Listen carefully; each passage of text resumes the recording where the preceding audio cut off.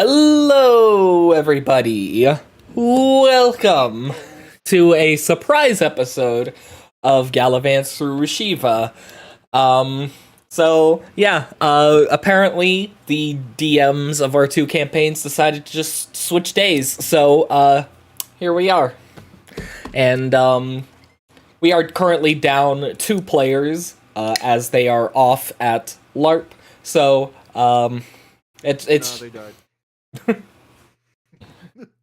yeah, they're dead. Whoops. You know, My bad. spontaneous combustion. They were pretty tasty though afterwards. Nice and toasty. I missed my Okay. that. If you agreed on the story, it was spontaneous combustion. What? Yes, and then we ate the remains. No. Great start. Great start. You're welcome. We're still monetized, right? Find out. Yeah. I still have the insert ad button, so there's that. Yeah, all right. I missed my life. About it. If it's not monetized, I'll make it monetized.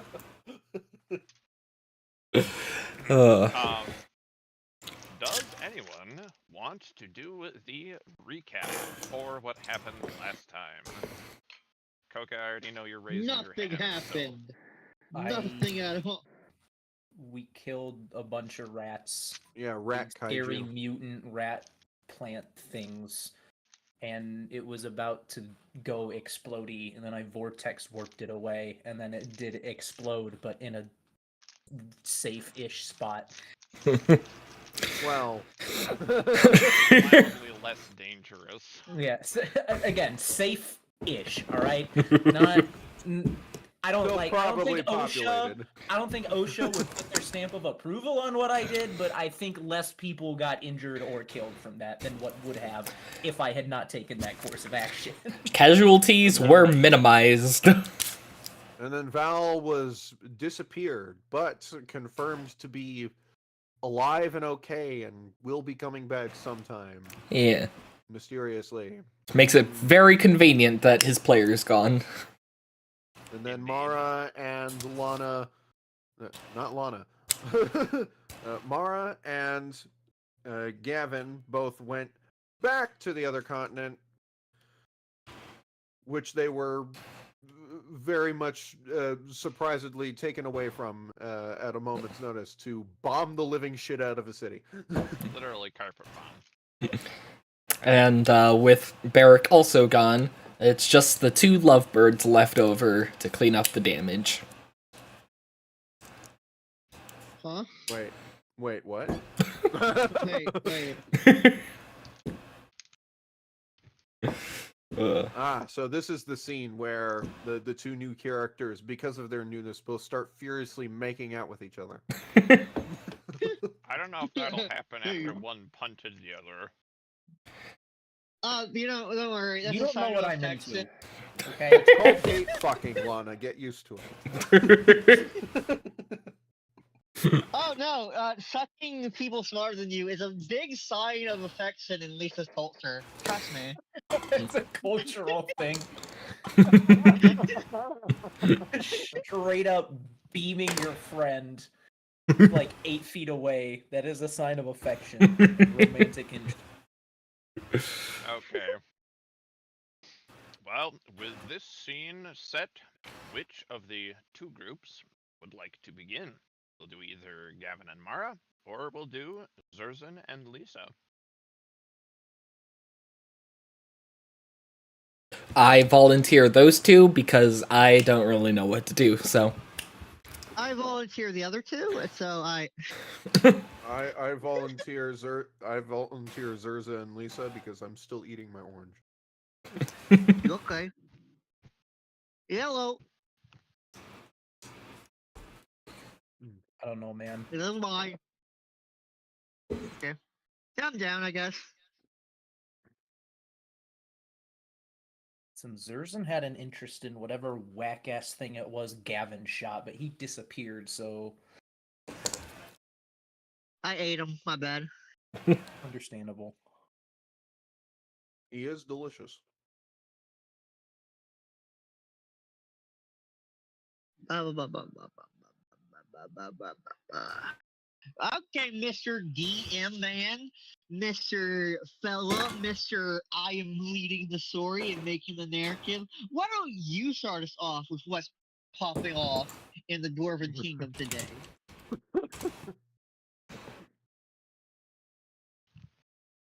I certainly can. In which case, you will find that after you guys had basically been cleaned up, your ears unwrung from a quite massive explosion, Barrack had been basically taken away for questioning because, his family is vouching for all of you existing here in this city, which has, one should note, notably come with an awful lot of property damage. No. One Well, one day you we'll know, enter a city without without.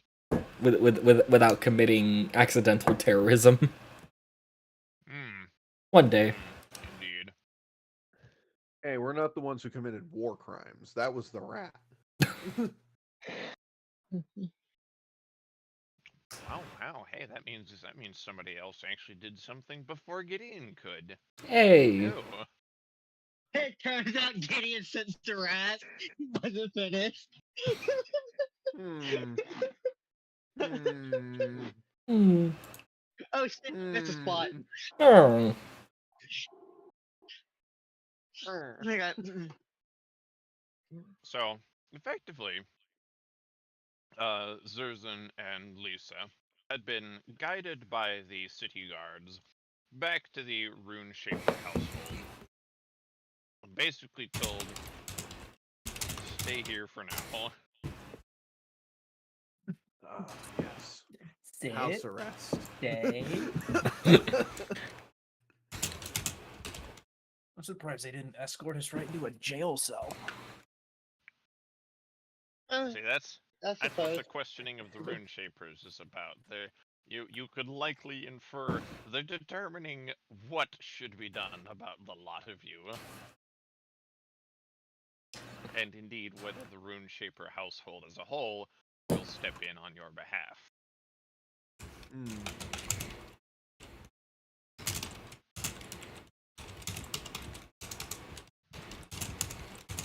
As you had been pulled away, you had heard whispers from the guards. What's your passives, both of you, for perception? Oh, let me pull up my character sheet. I should probably take a look at that. 16. Excellent. 15. Excellent. 15. Okay. That would be plenty enough to overhear the guards, whispering fervently back and forth to one another that this could have something to do with an apparent recent string of appearances. Something that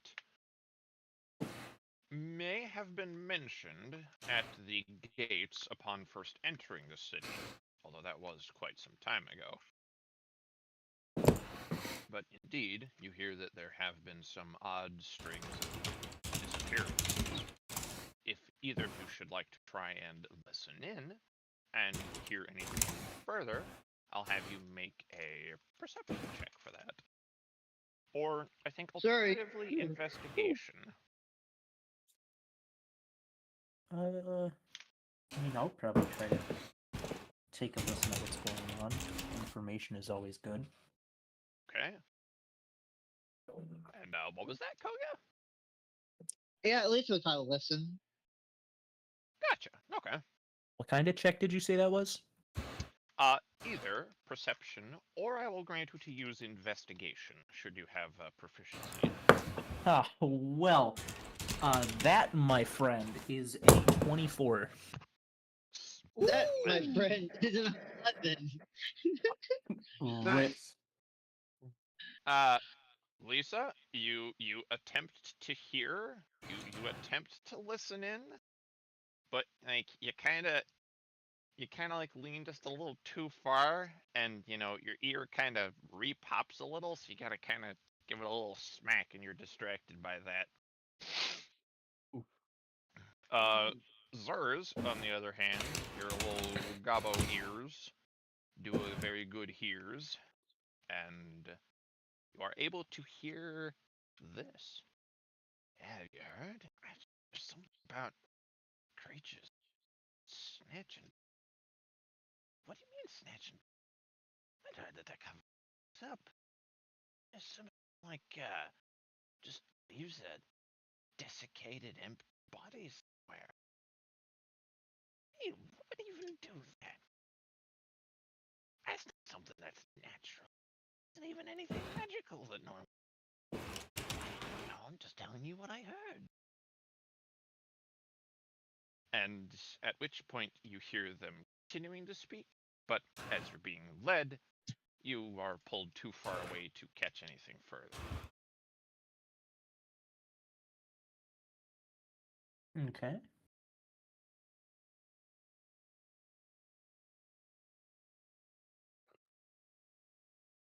Right? So now it's getting pretty close to about 3 to 4 in the morning by now.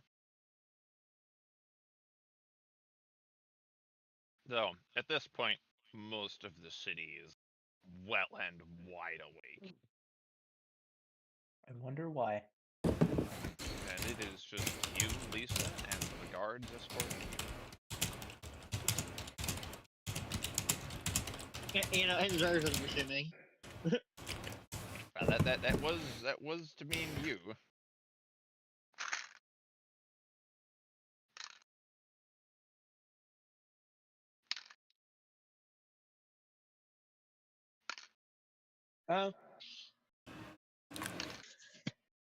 Lisa is simply silent as they walk. She doesn't really have much to say to the guards, or really anyone at this particular moment.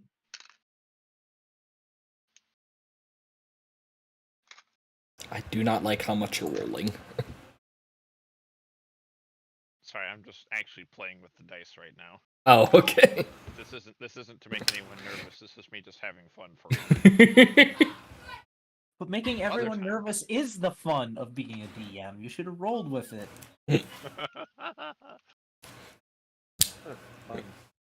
Hey, you see what I did there? Kill me. Anyway. No. Moving swiftly along.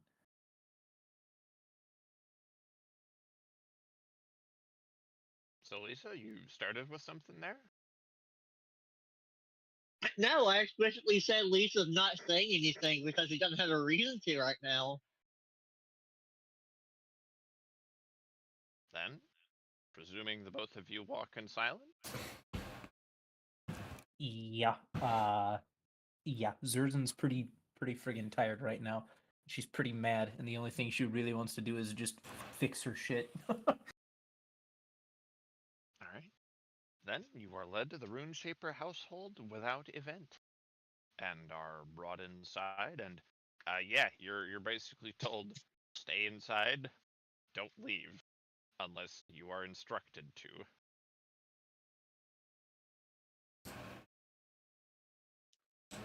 And then the guards depart.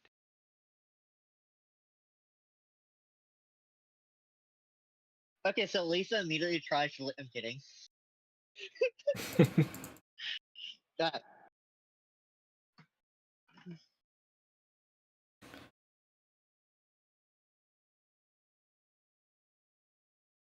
Lisa's gonna sort of take a moment to sort of pause and look over to Zerzin's mech, more or less taking a few seconds to also inspect the damages that may have occurred upon it. Is that any sort of roll, or? Yeah, since it's something that you don't have any immediate knowledge of, it would be Arcana to understand any like in-depth understanding of this. Woo! Plus machine. 0. That's Yeah, not so- negative. Rolls a nat 20 anyway. Whoa! yeah, Lisa's also used Max. She's a trained pilot. Yeah, I used to operate these weird things called Gundams before. You ever heard of Spirit Warrior? Sorry. Anyway. Good golly. Indeed, as you look at this machine, that's gear, and those are some scratches. It is a machine. Those are probably some things that the weird mutants made. Good question as to anything more than that, though.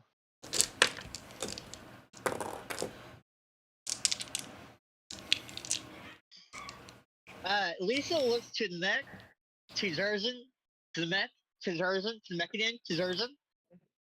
How? How? She just asks simply. How what? Very vague gesture towards the machine. How does that even begin to work? It is a very complicated system of gears and ropes and pulleys and an engine powered by steam. To explain in depth the complexities of this device would take quite a lot of time. Not that I wouldn't be willing to share more about it, but Oh, I assure you, I would not understand like half of it.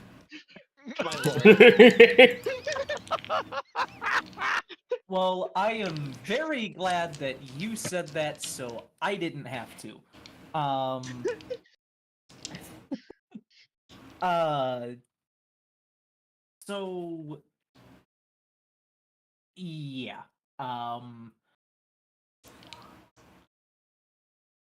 I guess the only thing I really can point out and demonstrate kind of quickly, and I would like move one of the arms of the suit around.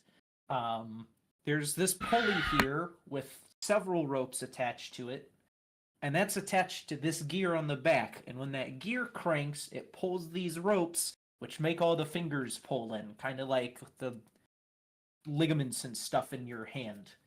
But that's probably about the simplest part of this whole contraption. Couldn't you simply stab someone with a sword? Well, you see, in case you have not noticed, I am very small. And wielding a sword, such as yours, is something that is literally physically impossible for me to do. If I were to wield a sword half that size, I would still probably have to use two hands to do it.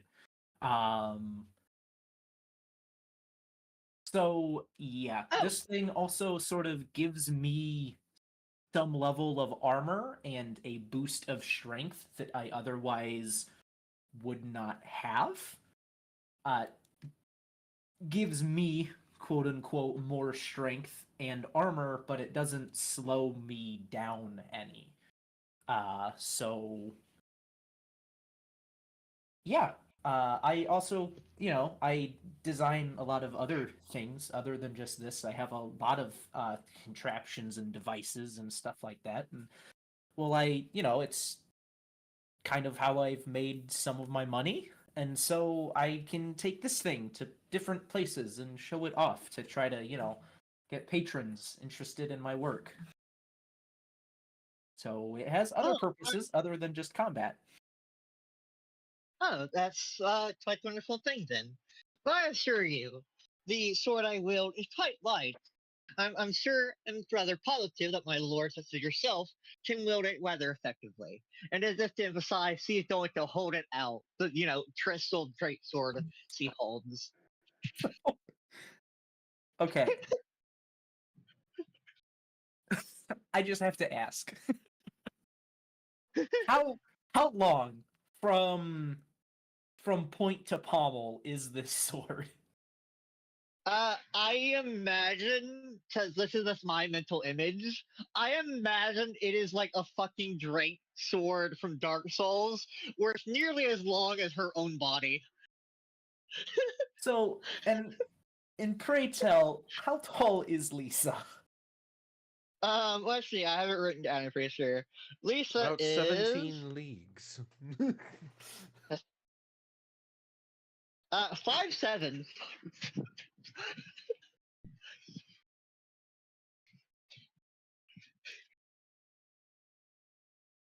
This sword is 3 feet and 5 inches longer than Zerson is tall. This thing is literally over twice as long as I am tall, and you are just holding it out to me for me to wield. Oh, I assure you, it's quite possible. Simply give it a go.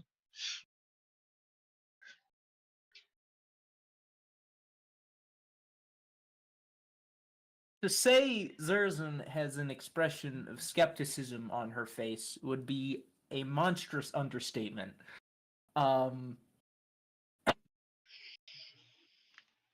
She basically just thinks to herself, what do I got to lose? And she reaches out and she goes to try to just even hold it up. All right, give me one moment here.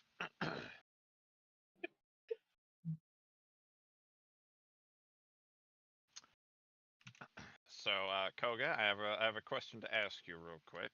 Yes.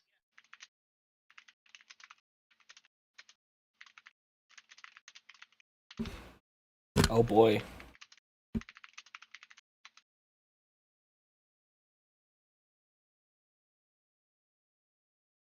Interesting question.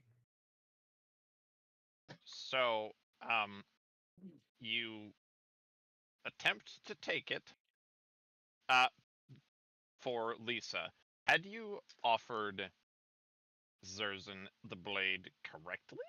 That is, holding the crossguard on one palm and the blade on the other palm with the handle extended to Zerzan? Or are you just kind of Yeah, holding this thing out? I imagine Lisa is trained enough, has spent enough time in combat, in training, to hold it out correctly. She's not Okay. trying to willingly sabotage this woman.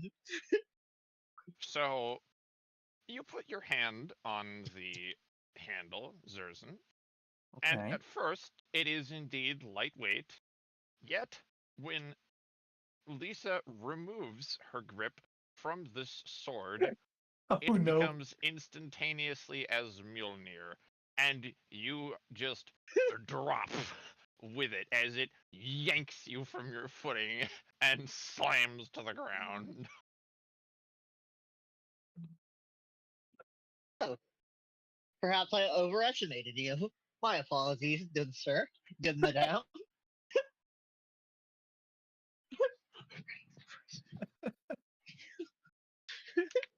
Very casual, reach down, lift up as if it raised nothing.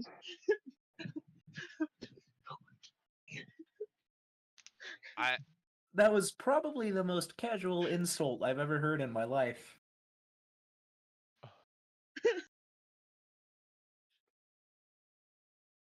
Well, Oh, there you have it. no.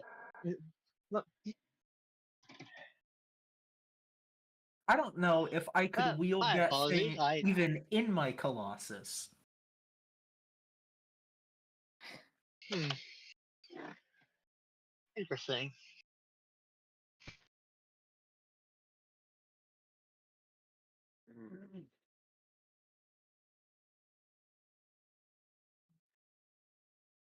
Oh, right. For my apologies from before when I accidentally sent you flying, is there any way I can assist you in the repair of this Colossus, even if it's simply as manual labor and carrying your things back and forth? Uh, no, I don't believe so. Although the offer is appreciated. Kind of try to keep tools on hand that I can use to fix it, and at least some of the resources I would need in cases of impromptu repairs such as this. I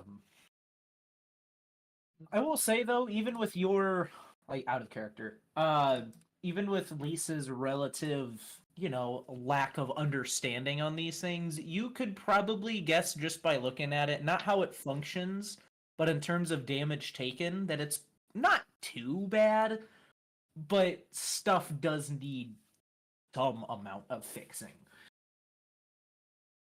It's You not might like not know the exacts of what needs fixing, but you know that it needs fixing. yeah, exactly. You can tell it has some light damage.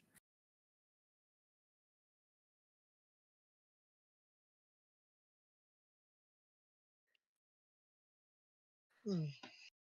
Just in case, it would be best be the situation where I simply leave you to it, as you are the expert in this scenario, compared to me. If there's something that needs to be broken, however, you know where to find me. Yes, well, if there is indeed something that needs to be broken, I will do my best to come find you.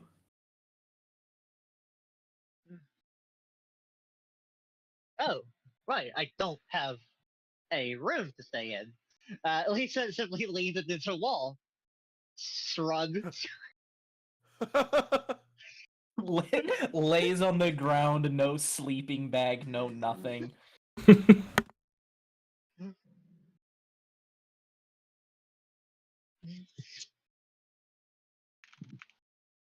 Hmm.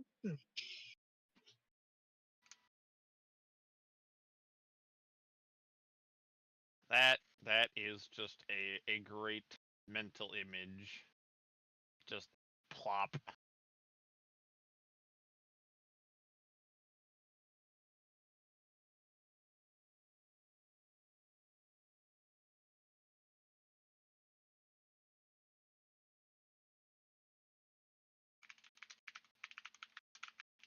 Well,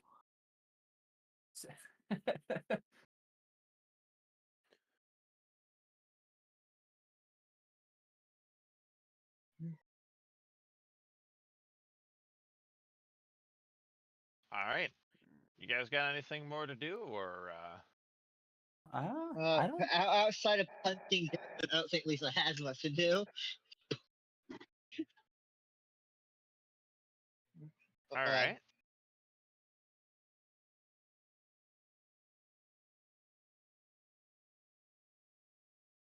Then I think we may move it to the other group. All right.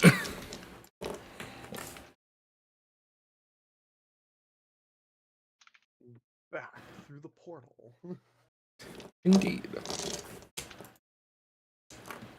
Meanwhile, on another continent.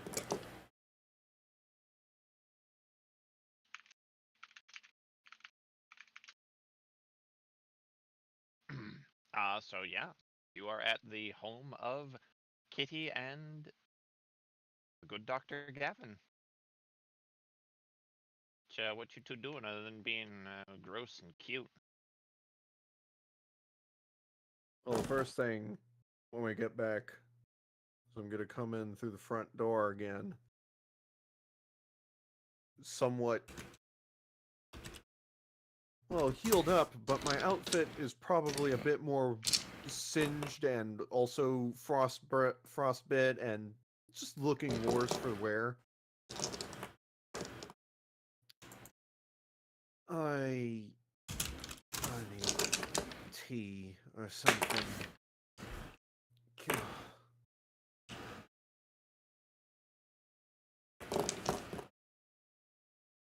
And Kitty looks up from the table where she has an abacus and appears to be doing some sort of counting of some kind.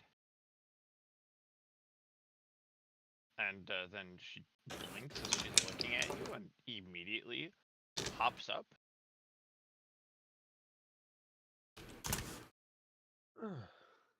And, What do you- kind of takes hold of you like, whoa. Gavin, are you okay?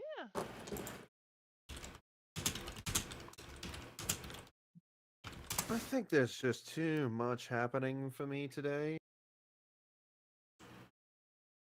What are you calculating over there? I was just double checking some of my finance calculations, make sure I had all of my coin in order. Do you mind if I help with that? It'd be a little bit more relaxing for me tonight than what's already been going on. Oh, of course. So this here is the balances for these businesses here. This is for this, and starts running through, explaining, pointing out different things, and it is at this point that let's see. It would be history to recall what you know of the past, correct? I mean, duh. That's okay. Yeah, roll history. Typically, yes, that is that is what that would be. Shockingly, that's not one of my proficiencies, but that's a 15. Okay. As you are looking through, what you notice is that most of these businesses used to be owned by one of the most prolific businessmen and entrepreneurs. One who went by the name of Lawrence Jacks. He was known to have, in fact, popularized several things that previously didn't exist. One such being a more recently popular invention, the Aeropora invention of ice cream. Let's go! More than that, he is also known to be one of the richest men to live in all Rashiva, and it would appear she not only manages his businesses, but is now, in fact, at least from what you read of this paperwork, the owner of several of them. Goodness gracious, when did you get into business with our continent's own Willy Wonka? She giggles into a hand and winks and says, "Trade secret. I'll have to tell you later." Who's Willy Wonka? Shut up, ghosts. You're not here. Sorry, I couldn't resist. Carry on.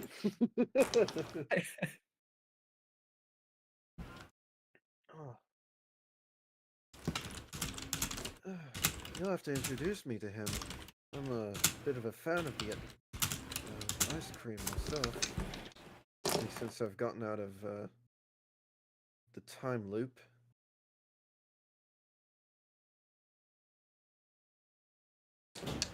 Alright, you might have to say that one again. Oh, Got, you'll have to got a little- introduce me to him sometime. I'm a fan of, at the very least, the ice cream. That's been one of the more interesting things since coming out of the time loop. And you know what? She smiles very happily and is like, "I would be more than glad to show you.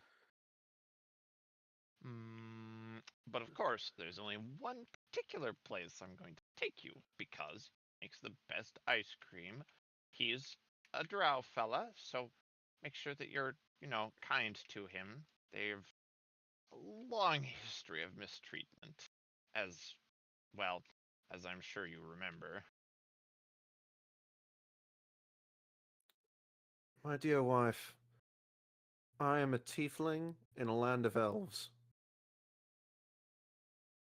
I know how it is.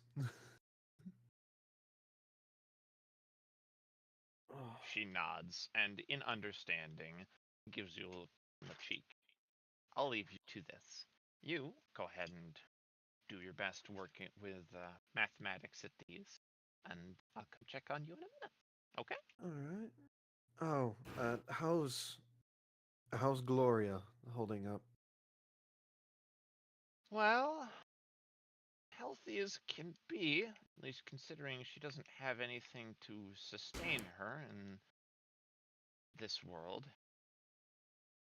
I'm hoping she'll last through.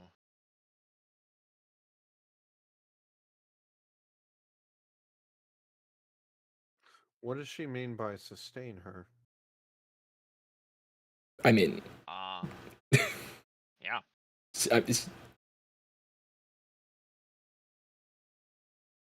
she's a succubus, so.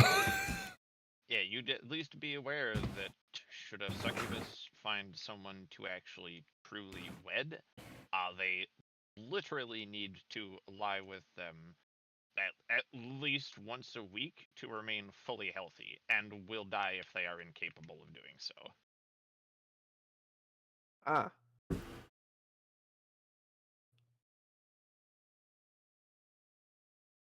Mhm.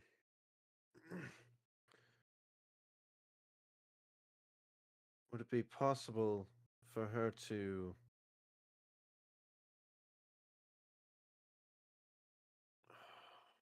oh no. Would she To remain alive under if she were would she remain alive if she were under the direct care of Laresha? mm, definitely possible, but that would also necessitate seeking such a favor of Lyresha. It's certainly something she might grant.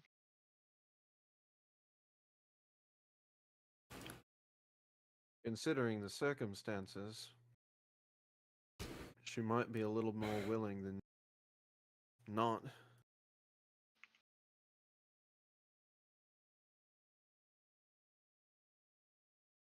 Mm-hmm.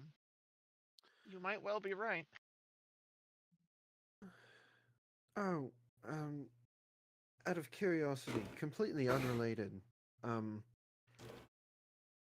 you're a whiz with botany, so maybe you can tell me.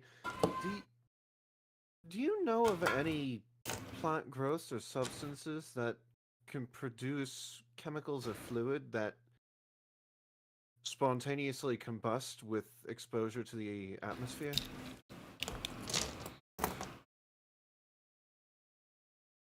I mean, there did exist such things, at least when we could readily reach the plains where fairies live, but I mean, that's not been something reachable for some time. And I'll ask Mara, are you actually present for this? Like, are you actually in the room able to hear any of this? In the room, yes, but she's probably a bit preoccupied mentally to actually, like, process any of the words being said.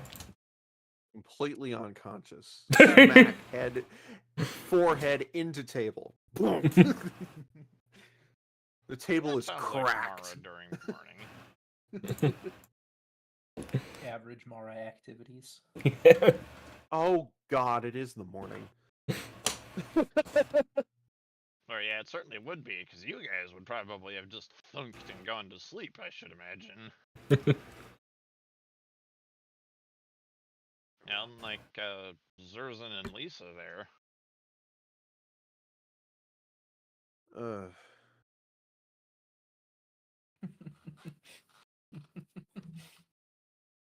Well, we had the strangest thing happen when we popped back over.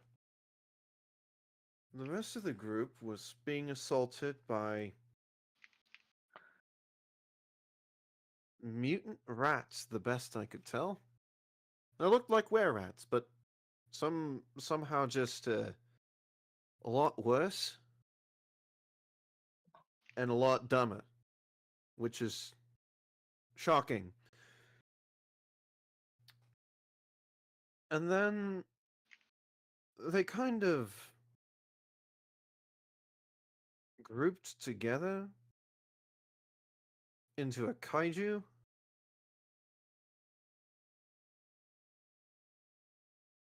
And she nods as like, she kind of reaches for a stray bit of paper and just sort of starts scribbling some of that down.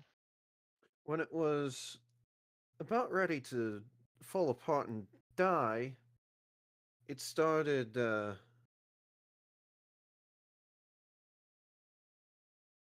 started emitting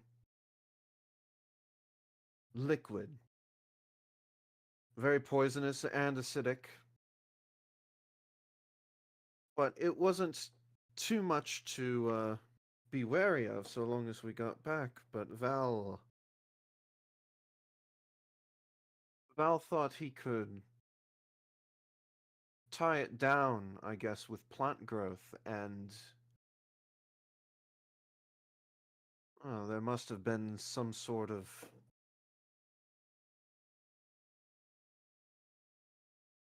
botanical aspect to its anatomy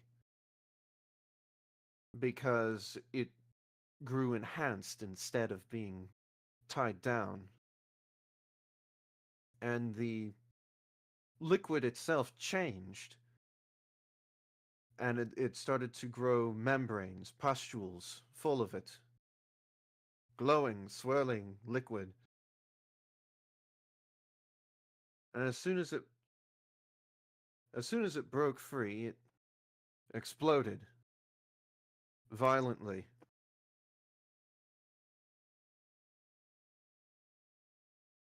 I'm fairly certain the area in which it detonated was, well, due to some more recent events, mostly uninhabited.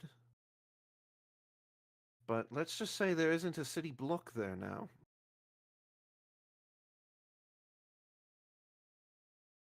Hmm.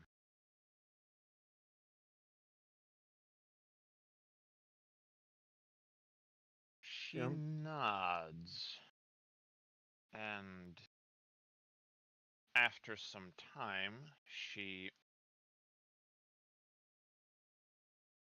looks off toward the ceiling a minute and then replies, I might actually need to seek out the goddess of trees, plant life, living things in nature.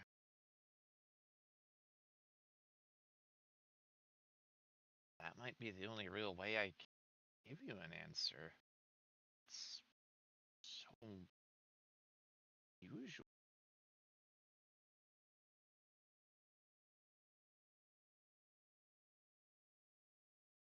I'm concerned. Whatever that creature was, whatever those creatures were, they were, well, quite obviously very unnatural, artificial. Mm-hmm. And if whoever released them was watching, then they know how to create a very terrifying biological weapon. And that makes them far more dangerous than they already were. Even if they didn't see the fact that they're capable of that, if they go and one step in that direction, seeing what they've already been willing to do, that is a threat that needs to be put down very quickly.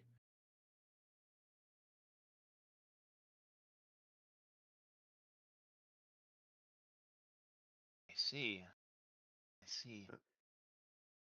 A good way of making sure that we can,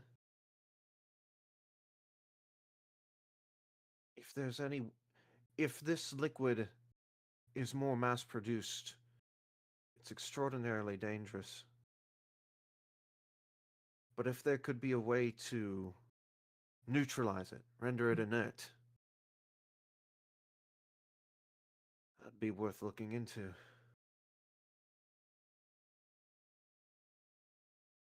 I'll certainly take a look. I'm not sure I'll find anything, but take a look.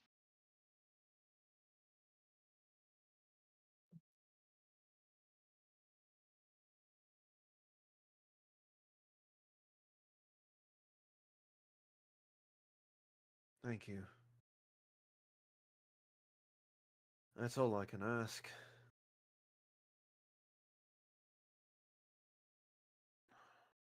Alright, I'll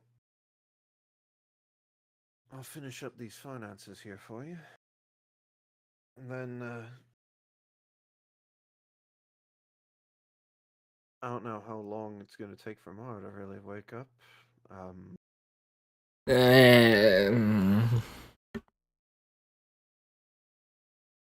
Sounds like that line thing. Yeah, it sounds like about an hour or two. I think we could think of a few good ways to spend that. She narrows her eyes, but raises an eyebrow. Ears twitching. We've been apart for several months. I'm just glad to be back here again, but oh, I've missed you a lot. Well, let me go take the kettle off then, because I don't think we'll have time to wait for the key, and then poor Mara would be awoken by the kettle steaming away. Indeed. Gavin just smiles slightly and starts finishing up the finances as quickly as his brain can process. I'm rolling for this shit. Okay.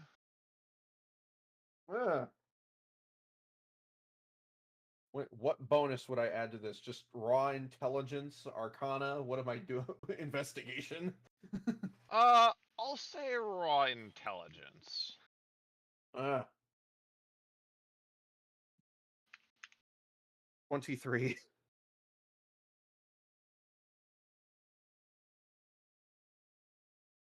All right, yeah, you are able to complete it in not only excellently efficient timing, but with respectable accuracy also. Oh, I might have to go over this again later, but this looks right.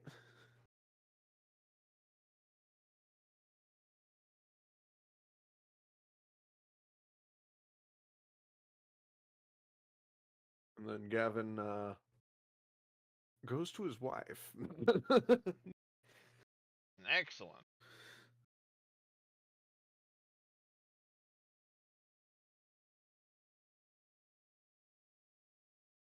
And indeed you do, and a good time is had.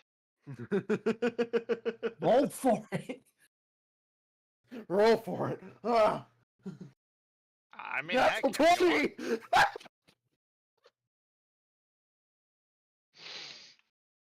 Well, hope you're prepared to be a father. Oh boy, here we go. Yep. I hope you were prepared to be a father there, friend. Very much so. Will she start budding immediately? Is that how this works? No, not so much quite that case, no, but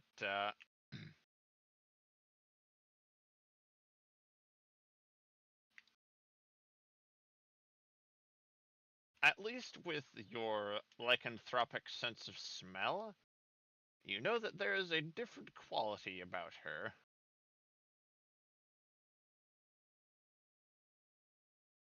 Hmm.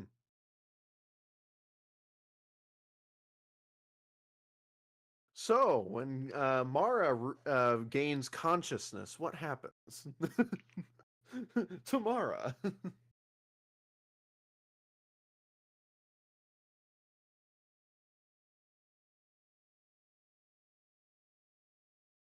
Yeah, actually, what has Mara been doing?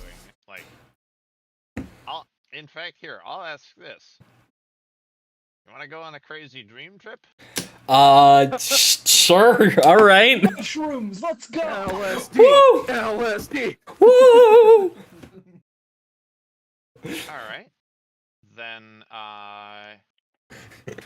Gavin and fucking Kitty just put in like 50 gallons of acid into her food while they go off to do their thing. Oh, well, of course. She's a plant lady. There's always a little bit laced in there. you joke. And yet. It's called having a good You think time. I joke, and yet. Okay,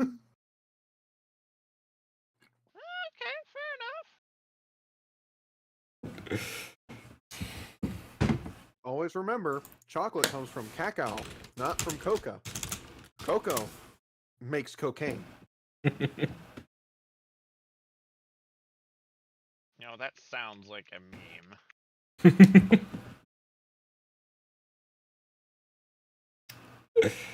All the best memes are true. All right. In the case of giving Mara a dream sequence, then, I will be hopping over to private chat because. Oh boy.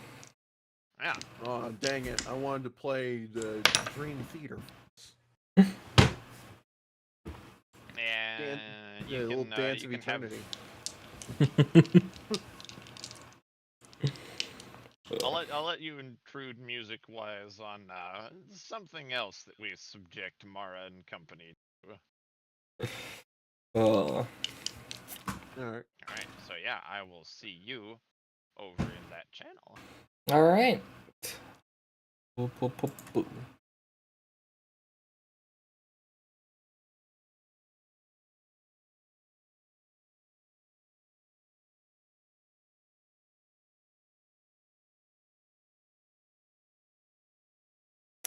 Hello. Okay, hello.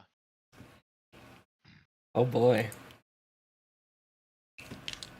As you indeed do sleep, as you rest there, what I will have you begin with is I'll have you roll a D100. I'll have you roll that, and based on what you roll, will be the determining factor for what this dream might entail. All right then.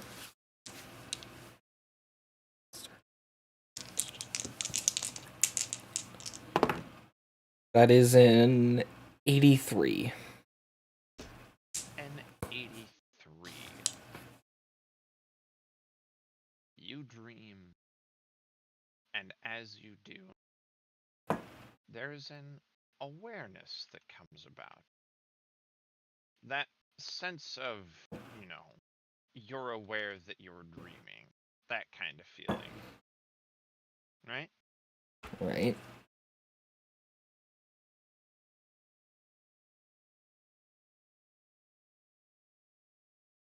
As you do so, and your awareness really comes to you, you notice that you're in a library. One that seems almost formless in its detailing. Like it doesn't have properly complete walls. It's made out of bookshelves on almost all sides. It's just a strange space to exist in. Okay. The books, they're all of different colors. Their spines all have different titles. You pick any of them up to read.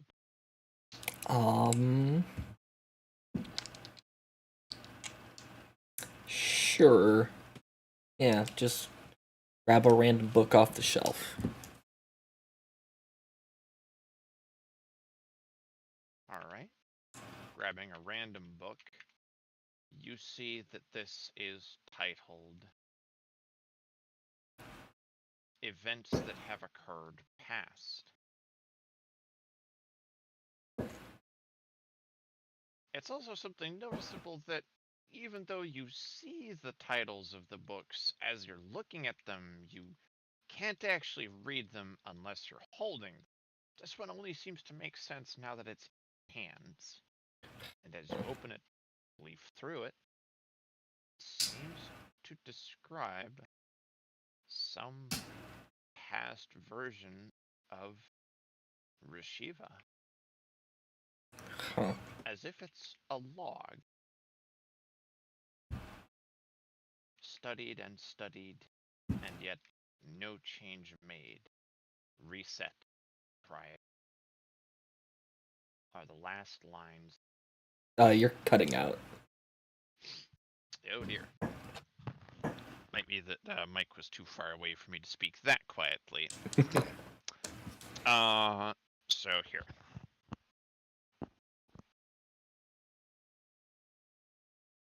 Attempting this again.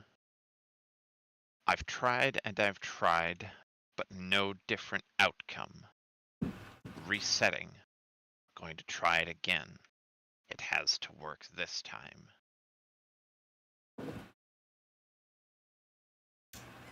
Huh.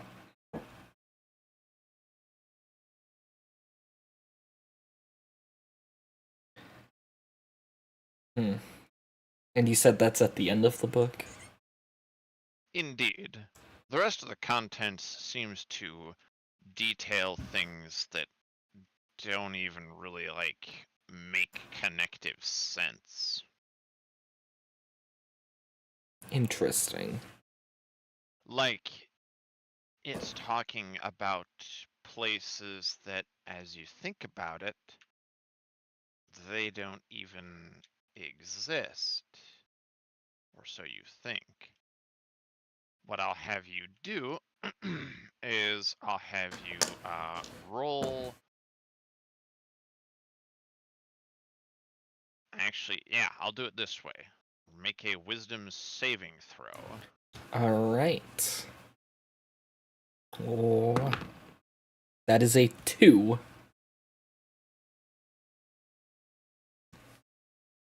As you're looking at it, it really hits you. You don't know what these things are. You read this name of Lathander, and it makes no sense to you. There isn't a god of light or the sun called Lathander.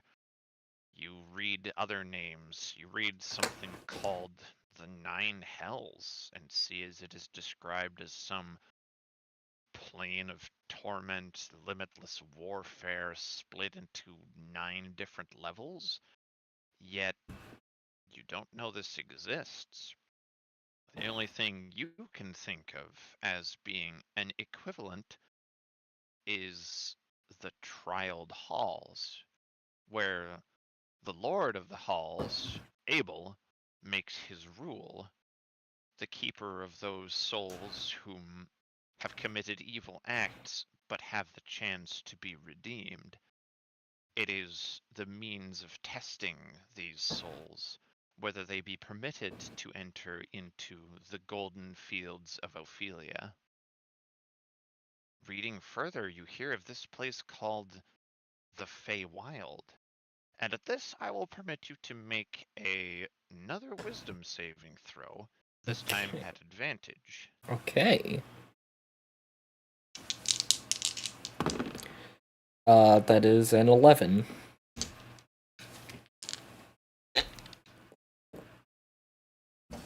As you're reading this, this one sticks out more. You don't remember it, but something about that doesn't feel right. You should be remembering whatever this place is. It should be sticking out to you. But why isn't it? Why isn't it sticking out? Like there's an empty space in memory. Hmm.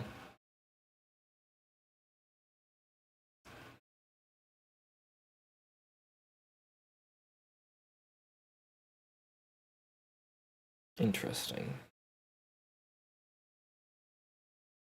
Mhm. Do you look any further? Yes. Okay. Go ahead and roll me another D100. Alright. 43.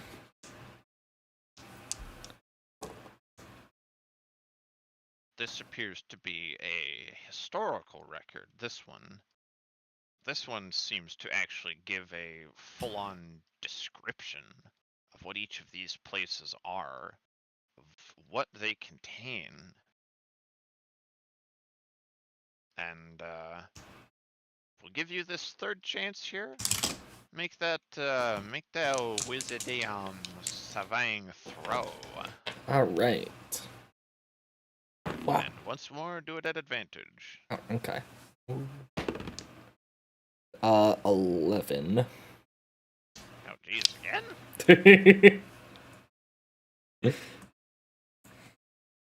You know what? I've given you the 3 chances. I'm just gonna give it to you this time. I feel like being benevolent. As you're reading this, it occurs to you, you do remember these. You've been to these 9 hells. You've been to the Feywild. But it suddenly hits you. These places don't exist anymore. As you look up, this place has turned from just a library into almost a recording center. This place is clearly of the design of those aliens. As you're looking around, you see screens. You witness that there are charts showing some sort of planar shift occurring. You see you see some kind of a bar that seems to describe a rate of change of the world. Hmm. And then you hear a noise of pain, and you hear Ophelia's voice. This is all I could give you.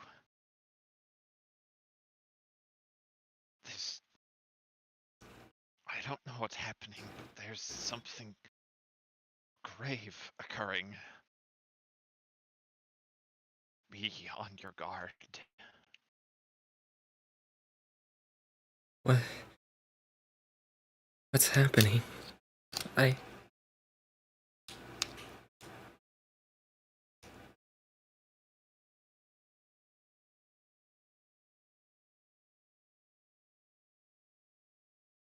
All I know is be on your guard. Yeah. Yeah, okay. And then, with a clap of thunder in your mind, you are awoken. Oh boy.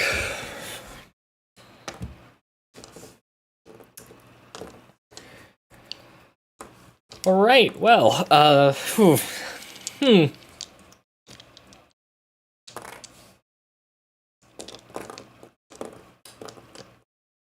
Huh.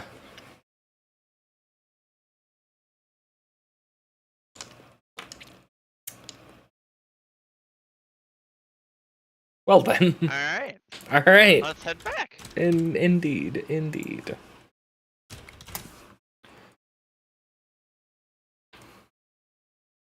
For a recruiting company, and she gets to hear a lot of really funny names, and she came think we are across some back on, dude whose Mark. last name was Wigglesworth. What? That's no funny. Funny name? No, that's wonderful. I'm gonna name my firstborn that. I thought she was joking with me. I'm like, there's no way there's a real human being out there with the last name Wigglesworth. Goofy on names. So, how was Welcome Mara's back. drug chip? Ah. I can speak English. Don't worry about me. She woke up with PTSD. What again? Again. Again. Oh. This little tiefling can fit so much fucking trauma in her. Yeah, now Among other that Gideon things. is no longer there, Mara's now the sole bearer of the burden. Okay. Oh boy.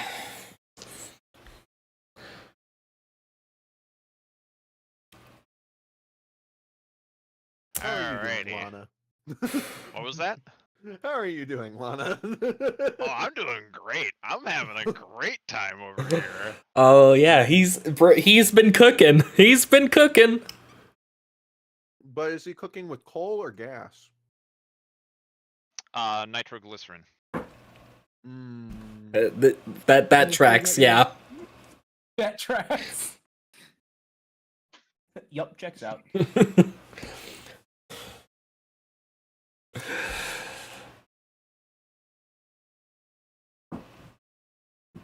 So Well, eagerly yeah. awaited. Oh. Right. Okay. I'm So, gonna start cooking with napalm.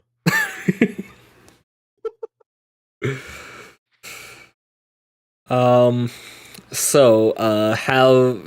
have Gavin and Kitty finished their business by By the now? time you awake, yes.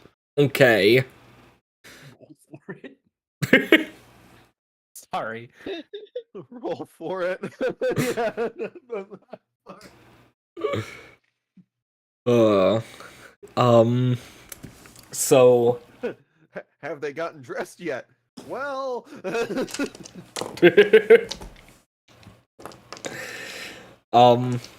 so yeah, so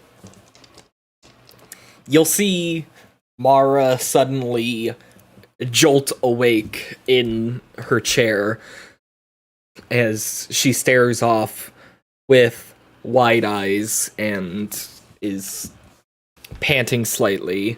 A sweat running down her face. Yeah. Delightful. Oh wow, she had a good dream too. oh my.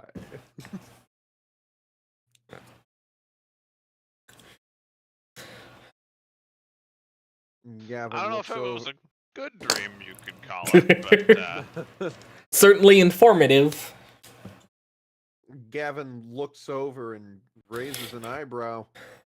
You all right over there, Willis?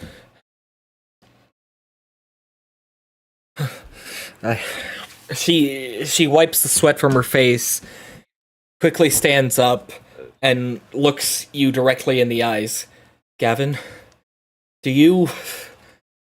what do you know about the Nine Hells?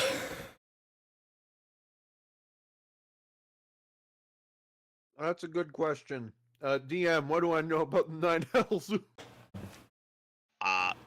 you don't recognize that name at all. What, really? Mhm.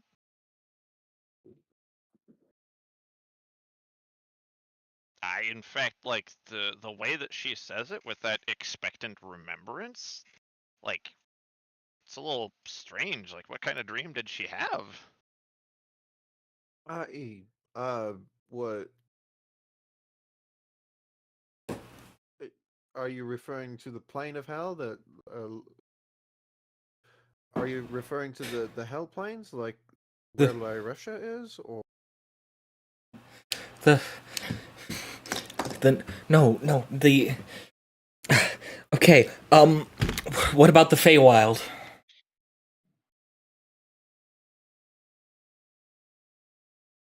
Gavin looks back to the bedroom where his wife has not yet come out. Well, that one very obviously, yes.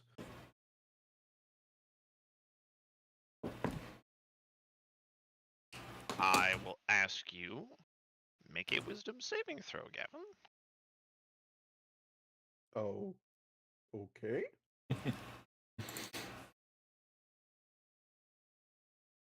Hmm.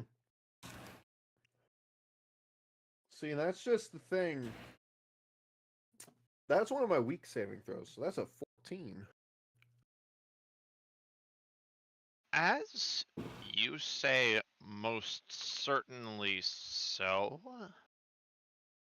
you can tell that something about that remembrance is right, and at the same time isn't right.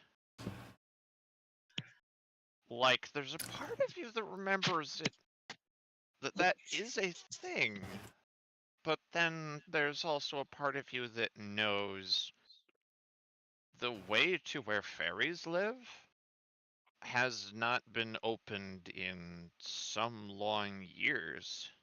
They've largely cut off their contact by their queen, Fiddledee. That is a name. Fiddlebee and her husband, Fiddledum.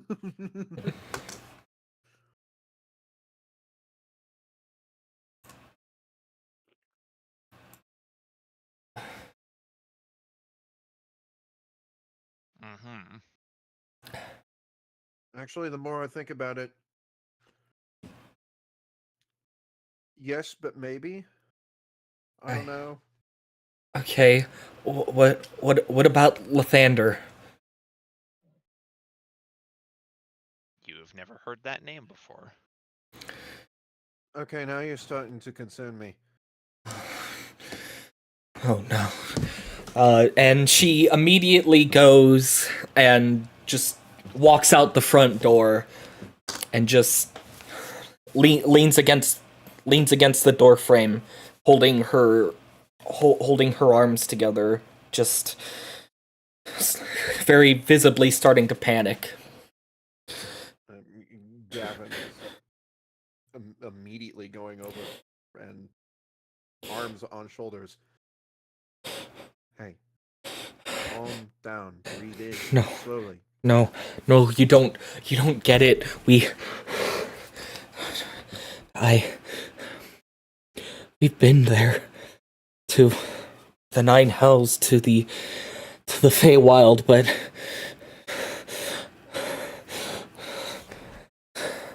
they're gone.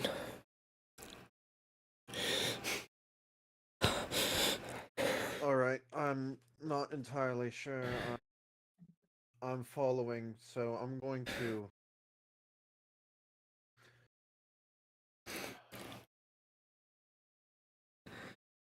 If you let me, I can see everything that you have seen in whatever it is you just saw.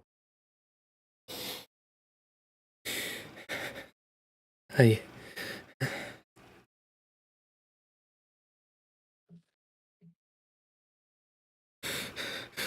Please. Say again. Please.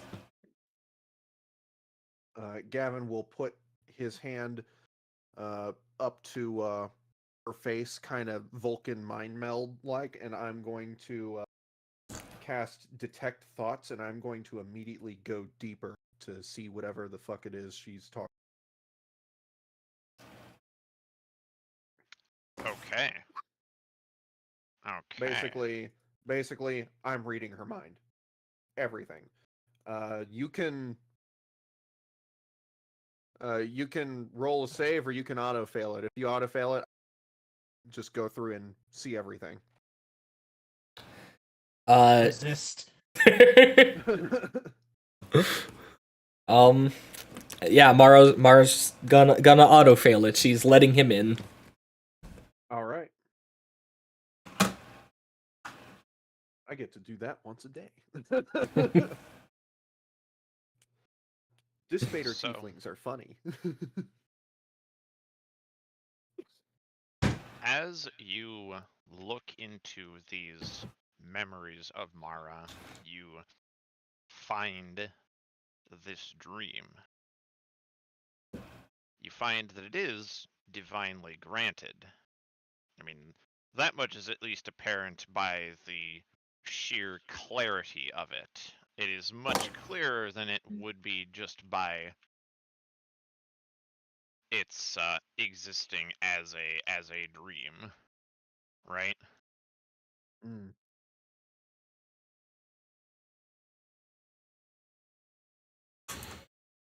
Continue. When you look, you see that this dream contains strange information. It's talking about places like this Feywild.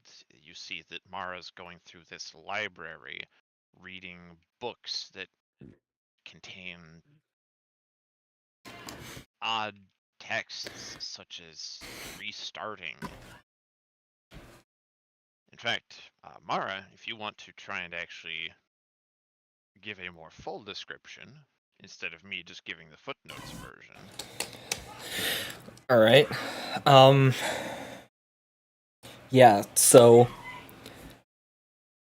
Mara's dream was of this strange library that didn't feel real, like some sort of liminal space where she picked up a book that it was called something like events that have happened in the past or something.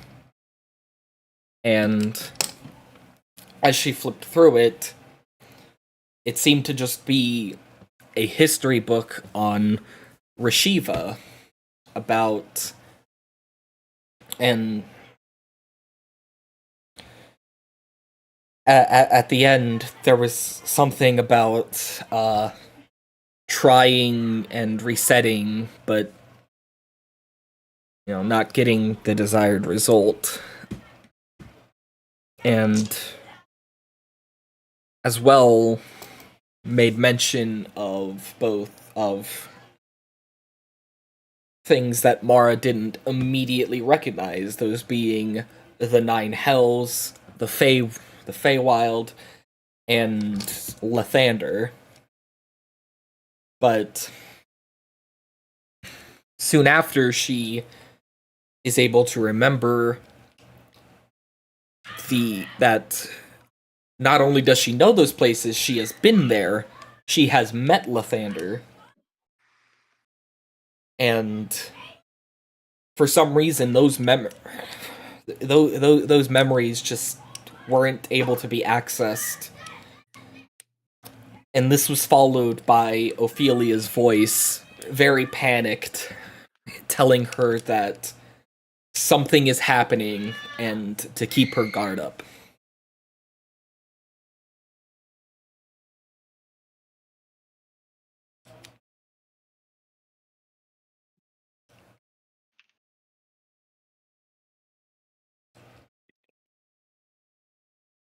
Would I have ever seen anything like this or heard of anything like this before? You're cutting I'm out. cutting out a lot. Yeah, I'm cutting out. Would I have heard of anything like this before or seen anything like this? Anything that she is describing? that I am seeing in her head? None of this seems familiar. Am I It's easily aware? the Am I aware of the possibility, or the theories at least, of other planes of existence besides other. besides, yes, the different dimensions? I mean, you are aware of that, but this doesn't seem to be anything like another plane of existence. At least from what you witness, this would seem almost to imply a previous version. Or a parallel world?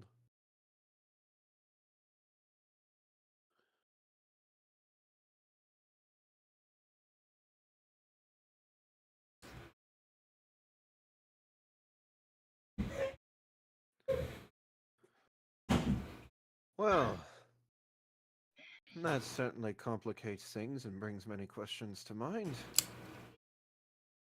None of which I really have answers for. But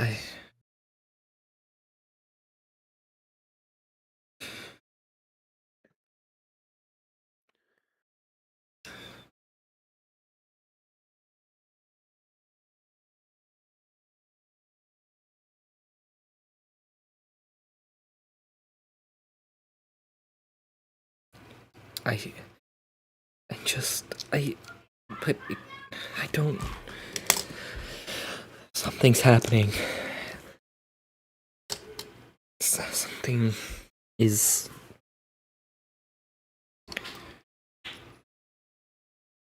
Oh God.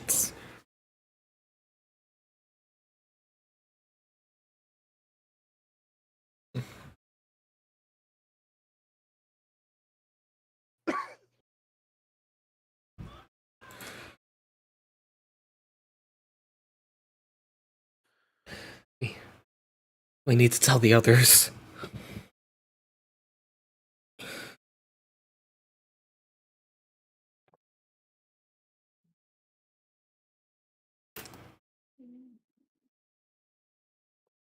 well, one of them is, as far as I can tell, still not currently present, and even with the others. But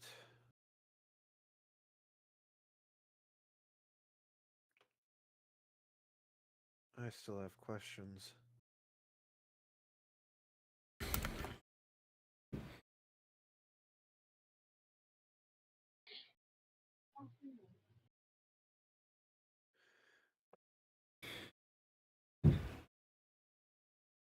Does this feel like it's a parallel world, or something that has happened before? Something that we have all been through before?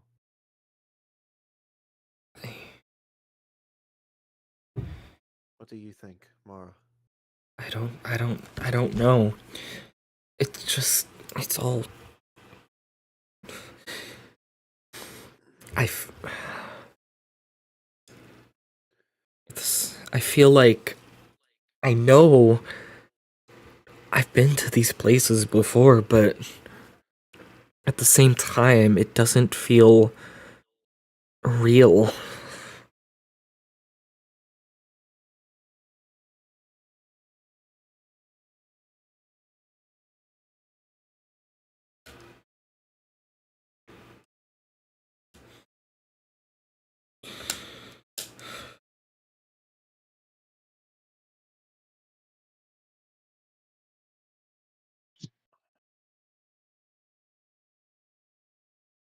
If whatever's happening, if it's enough to affect the gods. Oh God, this is so much bigger than anything I could have imagined.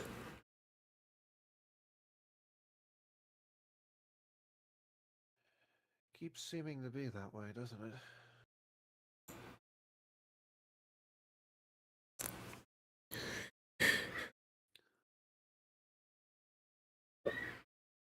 First what Barrack saw, now this.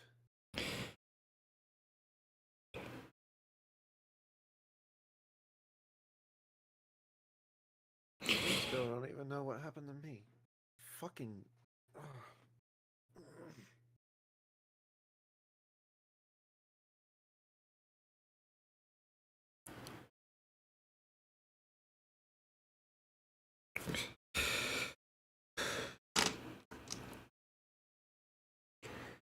Oh God. Imagine what we might lose next. What might we have lost and not realized? Oh gods.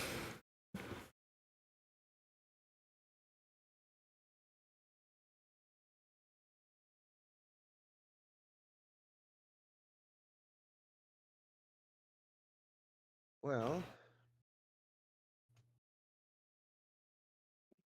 I think some tea or coffee or something calming is our first step to understanding this. And as important as this is, we cannot go into it with a panicked mind. Right? Right. Right. Come on. Set the tea on.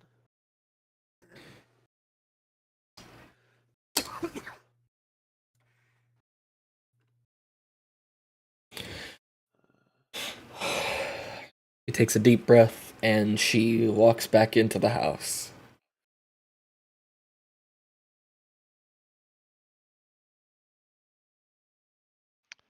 Yeah, at this point, Kitty is definitely awake, and although she had not heard any of the specifics, she heard that there was distressment and seems to have already begun the process of preparing a meal and some calming tea.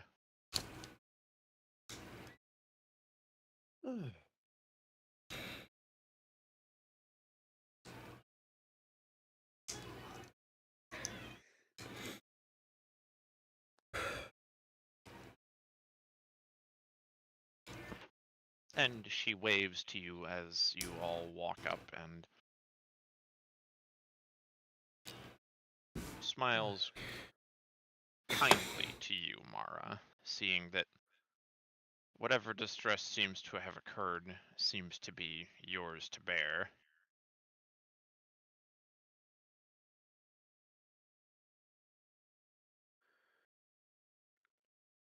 Sitting down, taking a moment, breathing in.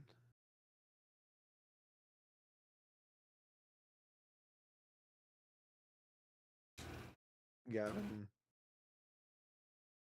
scrunches his eyes just a little bit.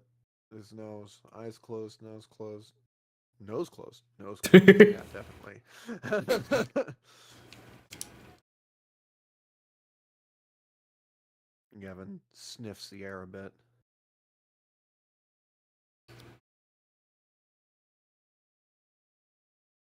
Kitty? She nods and looks over.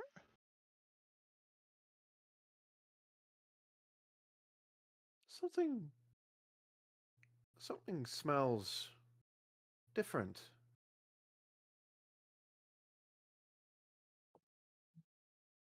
Just blinks and gives you a puzzled smile.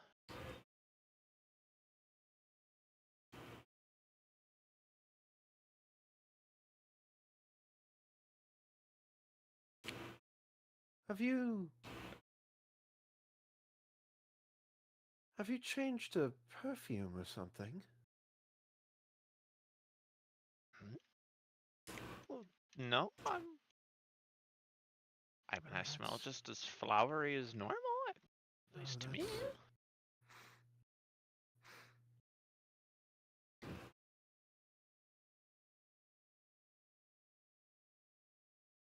No, that's definitely not perfume.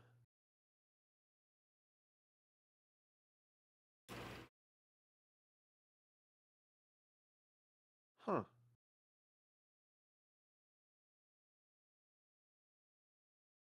I never put it together that those smells that I was smelling since since the lycanthropy took hold, might be pheromones.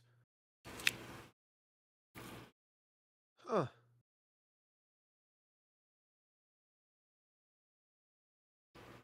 Kitty, are you pregnant?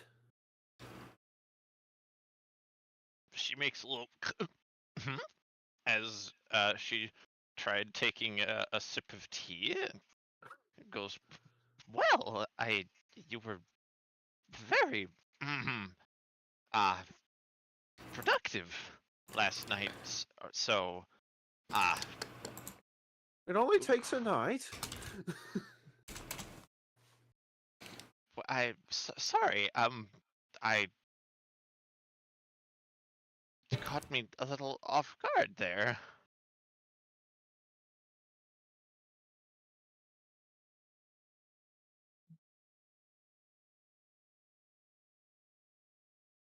Are you? I I don't know. I could be.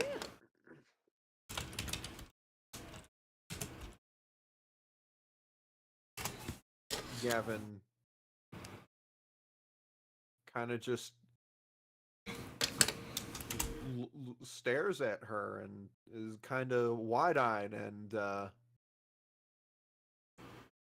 he hasn't words.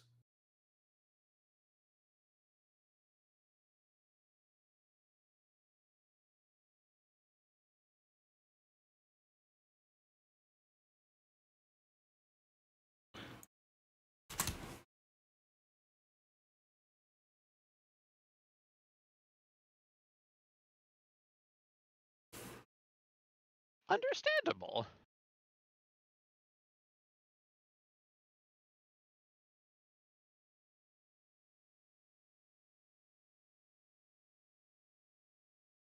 After about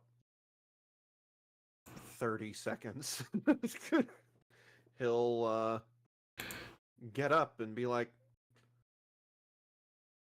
I can help with food prep. Dishes? What? Do you need any help with anything? She just chuckles and walks up, giving you a hug.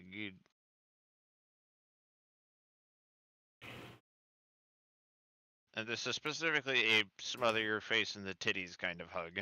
The best kind. Hell yeah. Gavin kind of does the cartoon meme of just being kind of sucked in and then not being able to breathe and struggling slightly and then succumbing. This is fine. I want to go out. Hell yeah.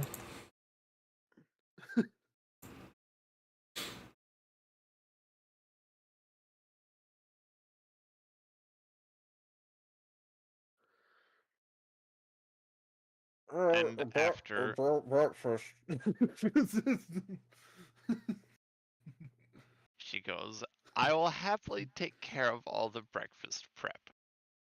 Now, if you would do the dishes, I wouldn't mind, but that can wait till after we're done eating. Gavin still knee deep in boobs. Okay.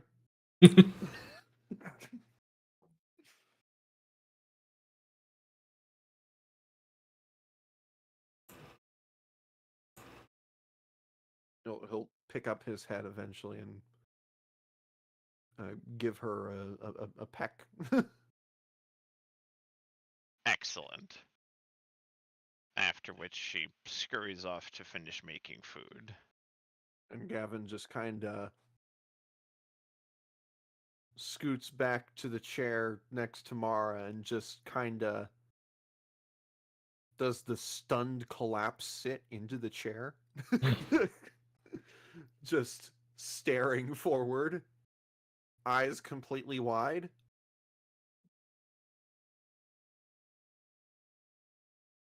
And he looks over to Mara and then back into the yard. And then back to Mara. And then over to Kitty. And then back to Mara. and then back to the yard. And then the smile just slowly starts spreading across his face.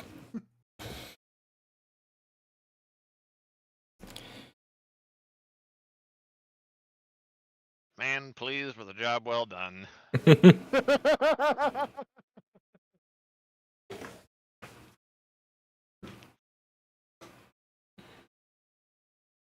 Yeah. Mara will just sort of she'll sort of force a smile just to show like yeah, but in her current state of mind, she's definitely having to force it.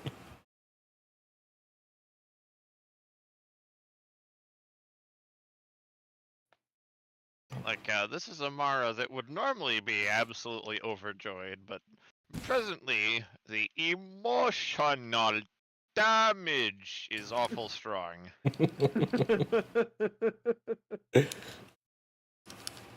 Emotional damage.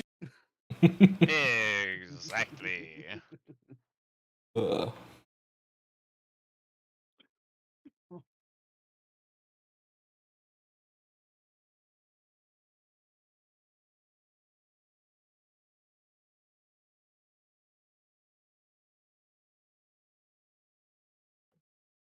So I don't know if we want to switch over to the other two, but Gavin, upon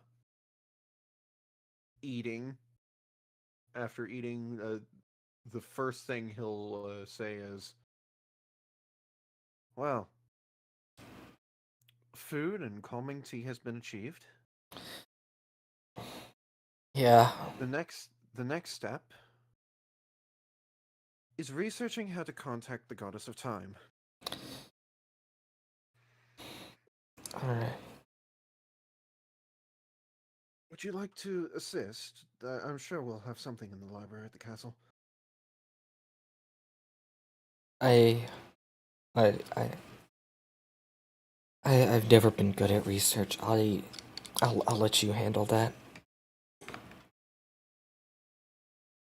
All right. And Gavin will go and do that.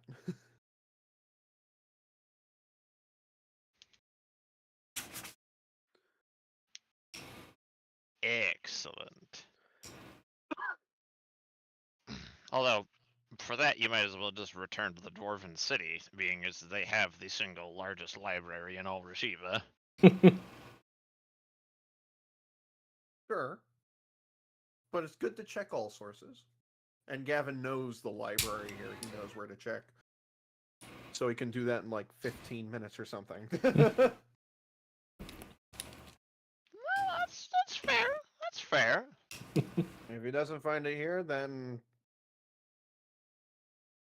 to the big library.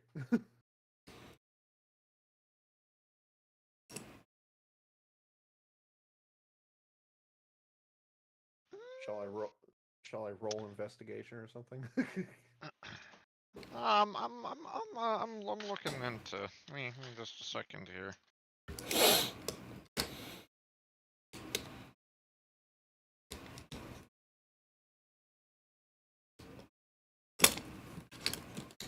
Because if Gavin doesn't find anything at either library, he is perfectly happy to make another black hole.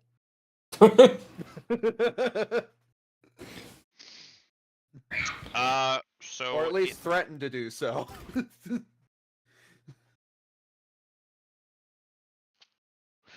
it does appear that they have books like kind of about the goddess of time, kind of like what her general tenets are.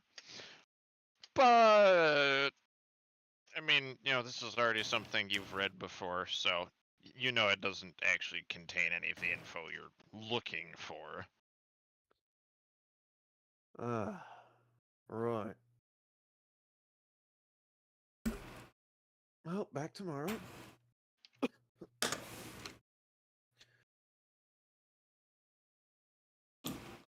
And Gavin will go back,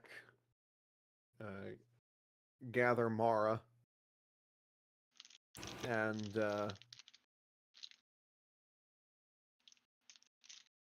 he'll wish Kitty goodbye for now, but yeah, no. Something even more urgent than everything else has apparently come up, so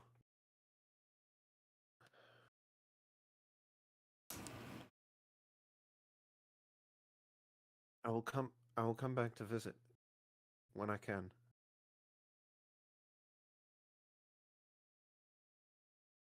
Though if you want to come over here where we are for a visit, that would also be phenomenal.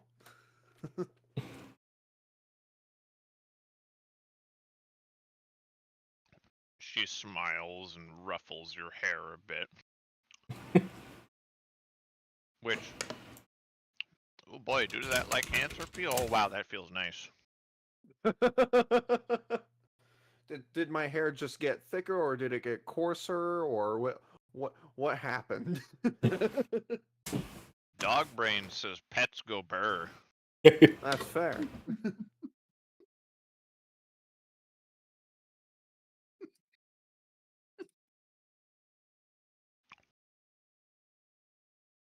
All right.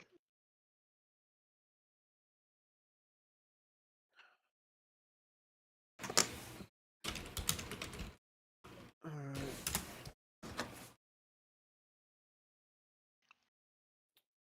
Mara, the portals. Can you? Yeah. And portal back to Dwarfland.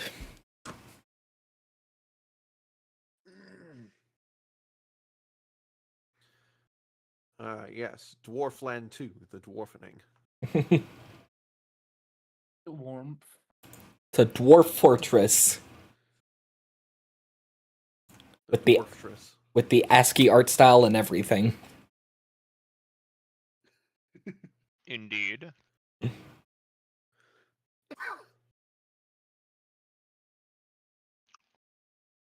And Gavin is very happy that we're coming back into this with fresh clothes.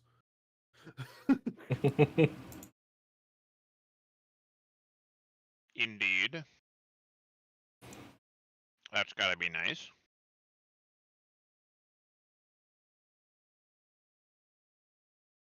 Where do we appear? That would be up tomorrow. Probably just like directly within the city. Somewhere. That's very general. We're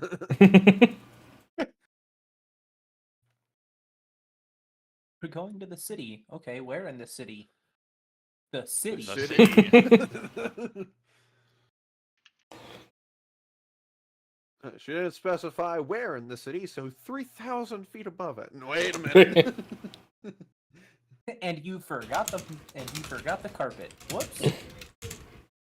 Wait, hold on a second here.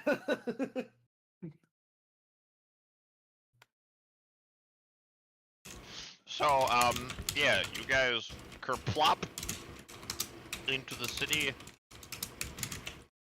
and immediately a couple of the guards look your way and go, "Oh, there you are. You're meant to be remaining in the Rune Shaper household. We couldn't find you, but come along." We were busy doing something. Kitty walks in. I'm If only something. Kitty had teleportation, Kitty would pop in and say, "I'm something." We made the same joke.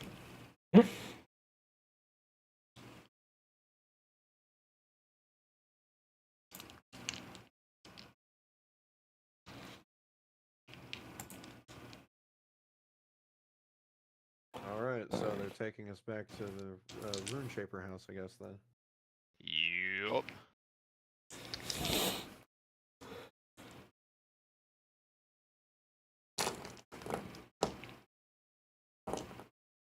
They are taking you back to Rune Shaper HQ, where you will find Zerzin and Lisa. Which, what are Zerz and Lisa doing?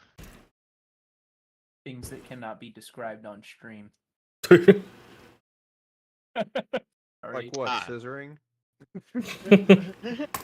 Man, come on. The element of mystery is what makes the joke funny.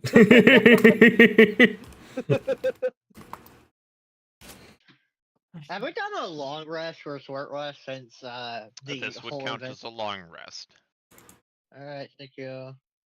Yippee! Everybody beware. That means he's ready to throw something else at us. Yeah, me. Oh! Me. I mean, I'm not Zerzin was entirely. Calvin the entire time. Um, No. excuse me. I mean, I'm not entirely sure what Zerzin would even be doing. I'm assuming that by now her Colossus would be fixed, and if it's not, she would still be working on that. I mean, yeah, I am going to presume that you spent pretty much the whole of the night. Oh yeah. You So, know, you know what?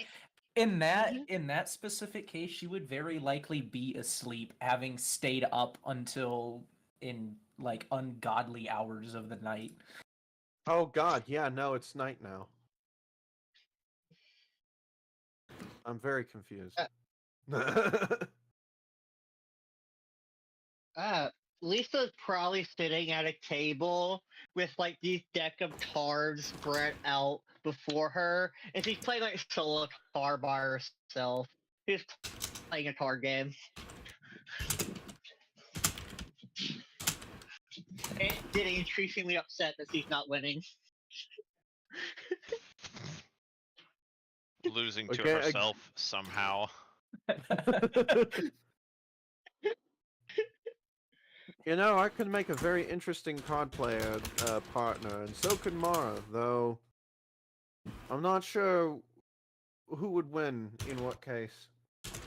Wait, Mara, have we ever played cards together? I don't think so.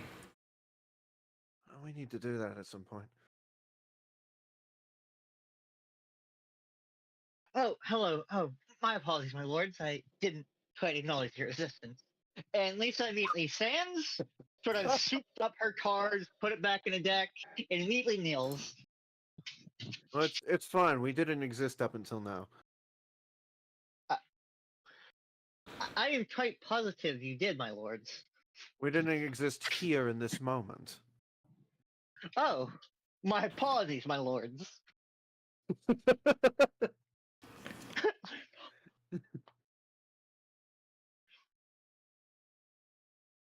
So,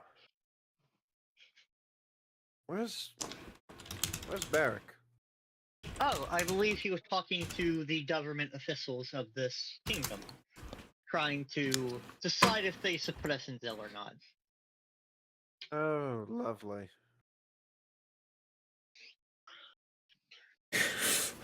So. Yeah.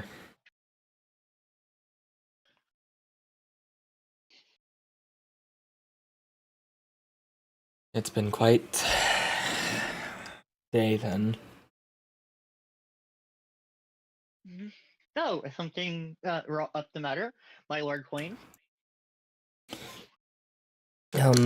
Should probably save it until we're all back together. As you wish, my lord, Mrs. Queen. And that name's gonna get more complicated every time she says it. It's Mr. Dr. Professor Patrick to you. It's Lord Kami Mr. Guru. Mr. No way. Perfect Cell.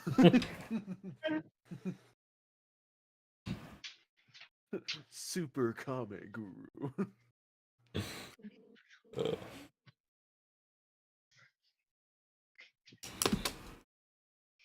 Oh boy. Let's see. What's this last? Super.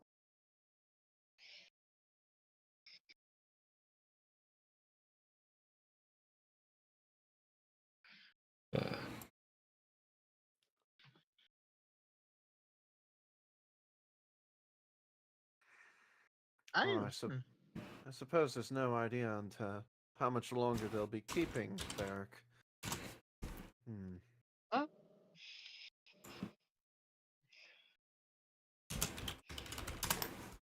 Are any of the other rune shapers here?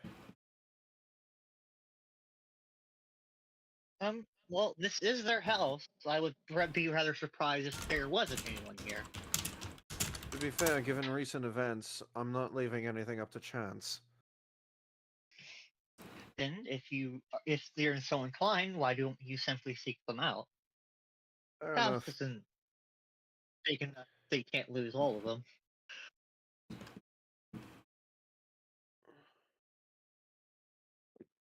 Gavin will go looking for a member of the household. Yeah, it's pretty much as simple as looking slightly to the left, and then That's embarrassing. you see one of them just sort of walking through a doorway, nose down in a book.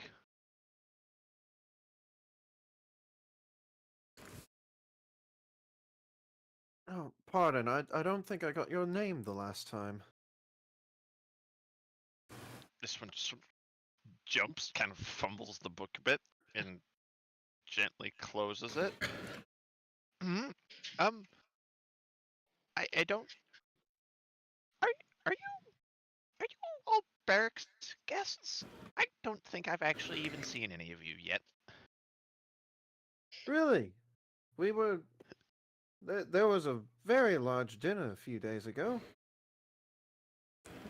Oh, I hide from those. It takes away from my reading. You know what? I can relate to that. I actually had a question. Do you have a library here in the Runeshaper household?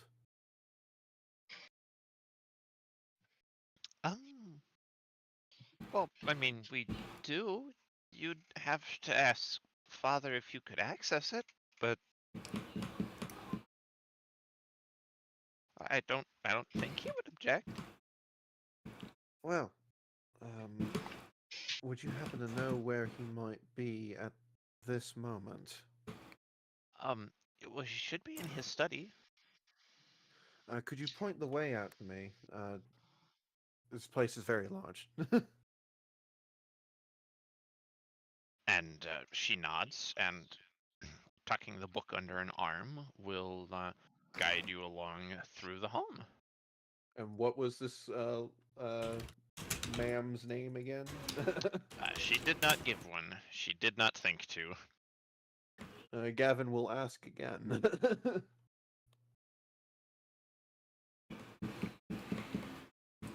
Upon pressing a second time, she will describe her name as being, and I'll just type it out here. I'll actually put it in.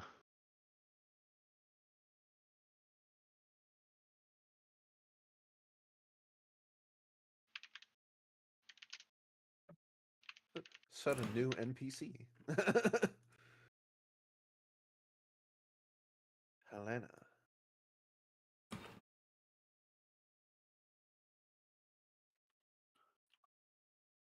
Mm-hmm. All right. Well, it is a pleasure to meet you, Helena. I am Dr. Gavin Hamashelba. Yeah, yes, indeed. You'll forgive, I'm not much of a talker. Very well. She shyly nods and, seems to kind of be clutching the book like that's more so the thing she actually understands.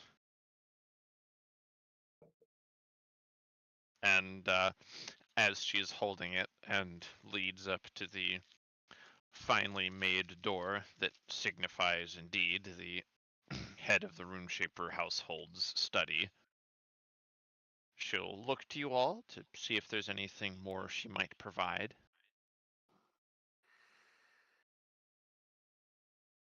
Thank you very much, Helena. Also, I don't know if you have, but well, since you're such a keen reader, I feel I would have to recommend my book. Gavin will pull a copy out of his bag of holding.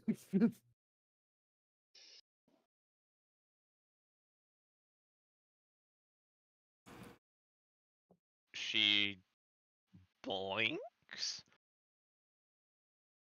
and kind of takes the book and she nods like, okay, sure.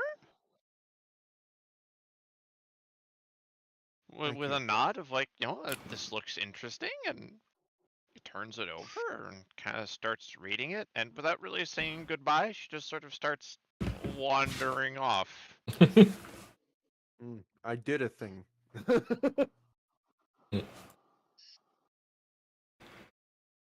I'll go ahead and enter, or I'll knock on the door first.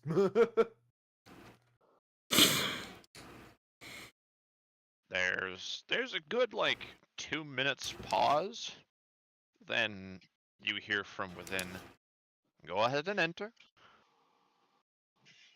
And Gavin will go ahead and enter through in.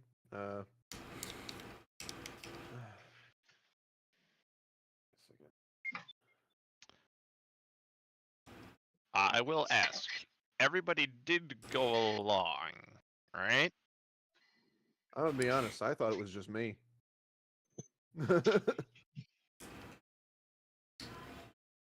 Zerzan was asleep, and unless Lisa is carrying the sleeping Zerzan like an effing bride, I don't imagine she coming with. Well, is she? Yeah. You know what? You know what? Yes.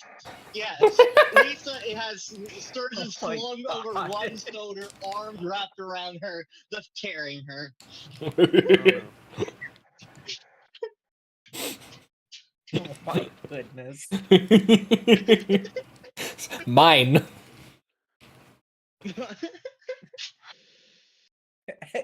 Hey guys, look at this weird thing I found in the other room.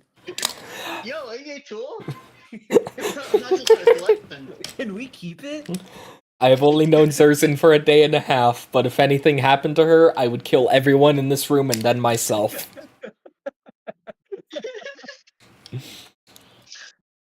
Amazing. Is somehow still asleep through this. We're gonna get into the next combat. She's still just gonna be asleep, and Like- Lisa forgot her sword, so now Zerzan's the melee. If it wasn't for the fact that she is breathing, you would probably think she was dead, kind of asleep. Like me when I sleep. Got it. Until I start snoring, apparently. Huh.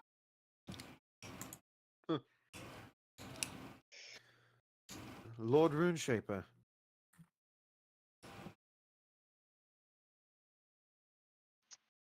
He nods as you step in. It has come to my attention that we are under a sort of house arrest here.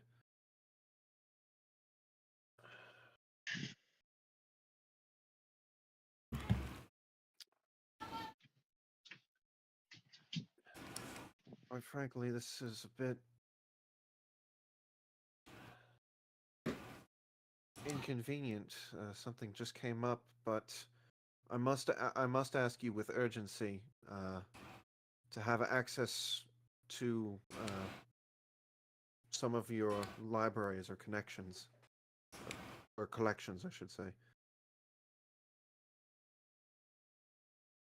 He raises an eyebrow and up until you had mentioned that, you could see that he was still sort of idly doing some of his work as you were speaking, and he now has set that down and is paying more of his full attention toward you.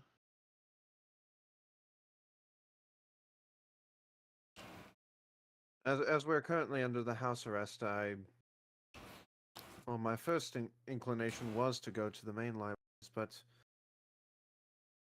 because of this, I don't want to go sneaking out at night. Would leave a bit of a bad impression.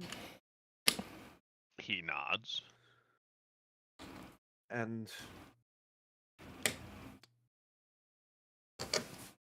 as dire as some of the things that have been happening around here, I fear something else may have come up. Something of very dire circumstance. And I need access to knowledge that I have yet to find.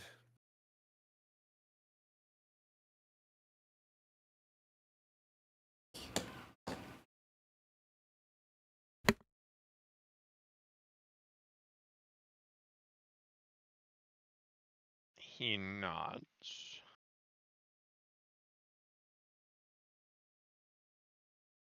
What is it that you seek?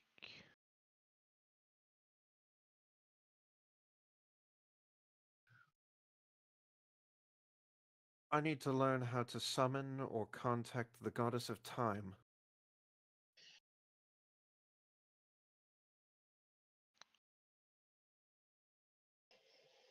And for what reason? That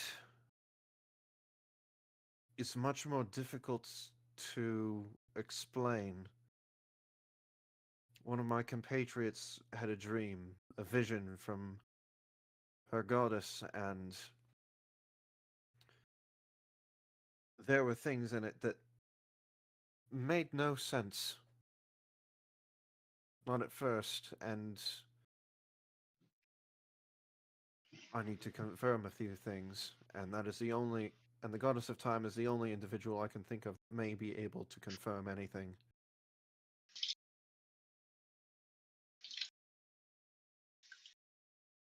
At least with what I fear to be true. I do have such a tome. My apologies, my dear sir and and lord. Why haven't you simply asked her in prayer? Why was your first thought to immediately seek a comb of wits to summon her? Is not prayer the most direct line of communication to a deity? Your friend does make a good point. Seeking to directly summon a deity is often a difficult or highly specific process.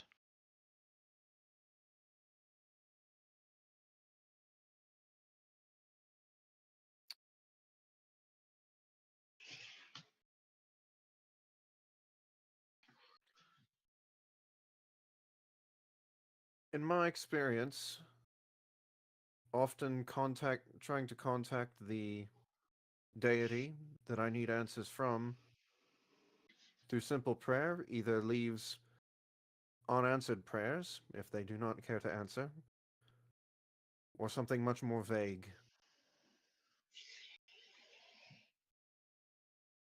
I need more direct answers.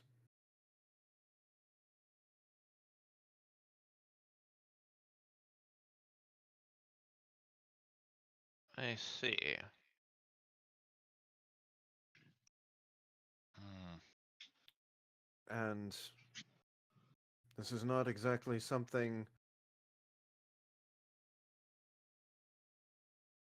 that anyone else has learned of from us at the moment, but Barrack has been in contact with the goddess of time at one point. Under an extreme circumstance, but he has.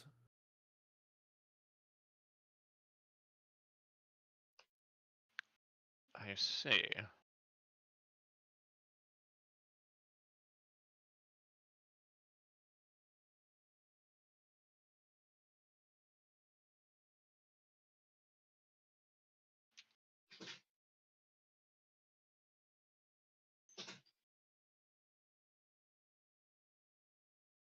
Nodding, he will look to you and go and reply, I will grant you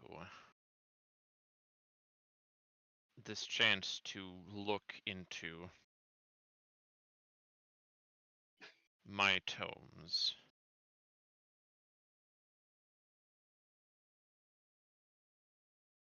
Just remember to please treat them carefully. Many are ancient, old, delicate, or all of the above.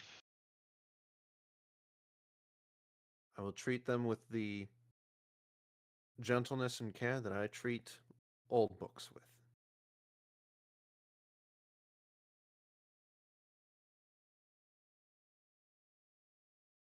Knowledge should be kept, as always, and kept well.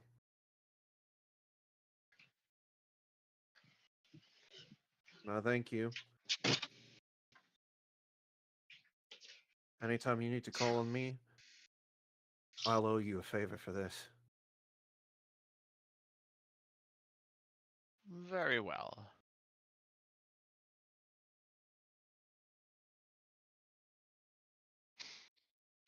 He takes a bell and rings it, and a house servant quickly appears at the door and pokes their head in.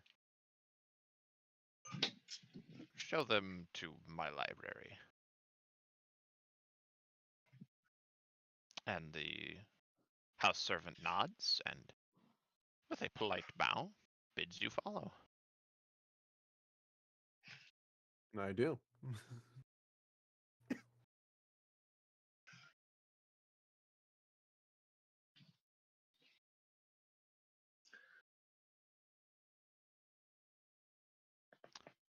All right, so you all are led through the house to what appears to be a blank wall, but after a moment, the blank wall warbles and a doorway appears.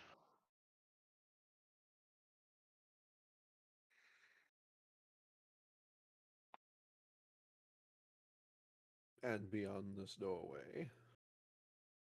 A library indeed, a quite fully expansive one.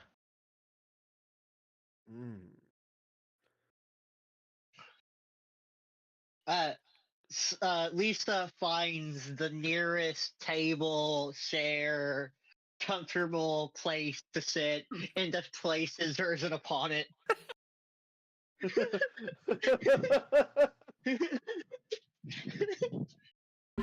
You know what? Just for giggles, roll sleight of hand. All right, let's see. Oh, I'm gonna get dropped like a baby. Boom. Let's see. Sales. Rolls in that one and spikes me through a table.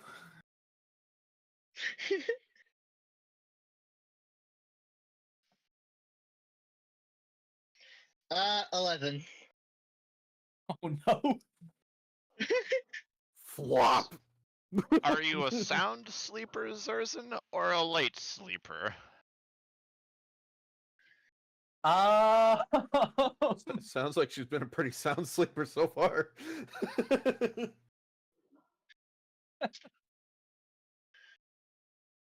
Yeah, I guess that sounds about right.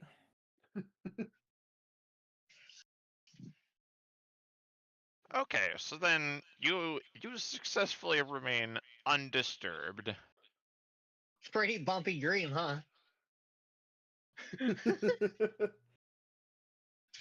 I thump down on the table. You hear me mumble something incoherently. She's MTV driving in her dream.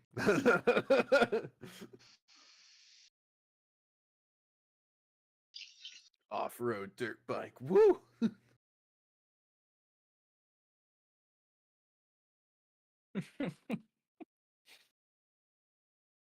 Gavin, looking around, is quite amazed at the size of this personal library.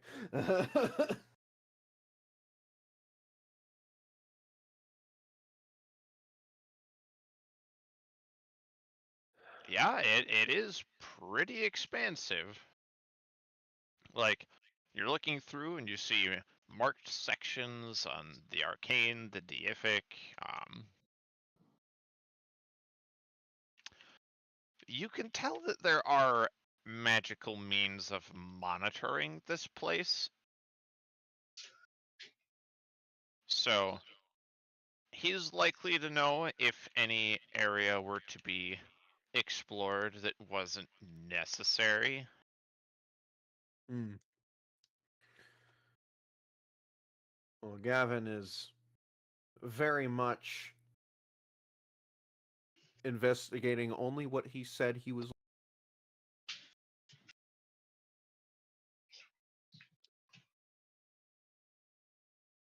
Stuff on the goddess of time, how to summon and speak to her, all that, all that shiz. Excellent. Shall I roll me an investigation? No, instead you'll just take the time to. This is both small enough and well categorized enough that you wouldn't necessarily need to roll to find it. It's just a matter of, okay, here I go, here's this, here's that, and find the thing. This is a thankfully different experience from visiting most other libraries that you've gone to that did not have such well put together organization. This organization makes sense. Everything else is chaos. Or has some specific quality to it that isn't immediately intuitive. This entire library, the organization reminds Gavin of his own personal bookshelf. He's just familiar. Something like that. So you look through and find it. And find a ritual that describes taking some sort of a timekeeping device, be that a sextant used to discern the time through the stars, something like a sundial, or other mechanism for timekeeping. Even a very crude sundial, just one made with like a stick in the ground, would be sufficient, though it being so crude would lower the chances of success. And effectively, it is to study this passage of time to such an extent that it calls attention to your dedication. It's said before that some have unintentionally found audience with the goddess of time just by their very deep interest in the study of time's natural flows.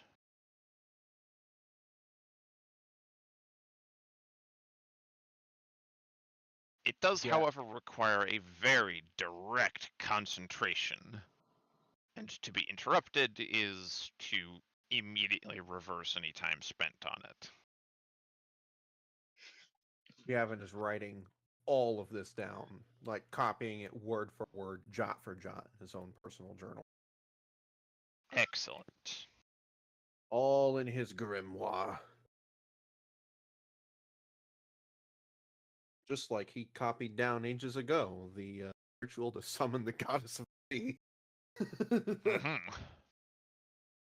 Which apparently involves crabs and bloodletting. As As you you do. do. Sounds like another Tuesday to me. All right.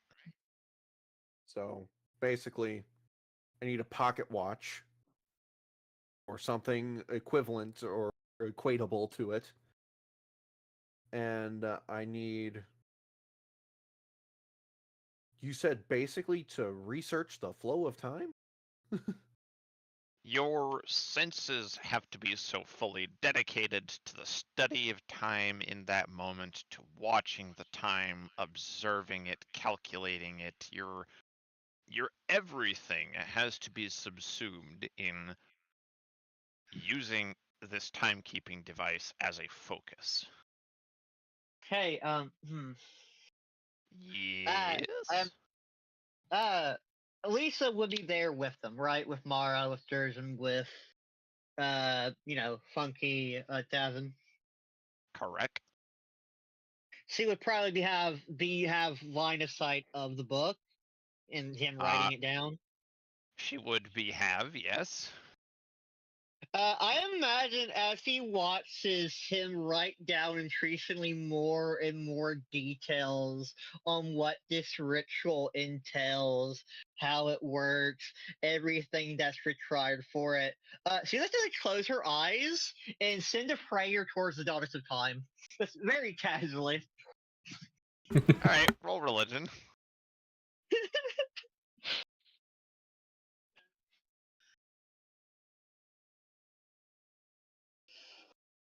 Like, wow, that's a lot of time.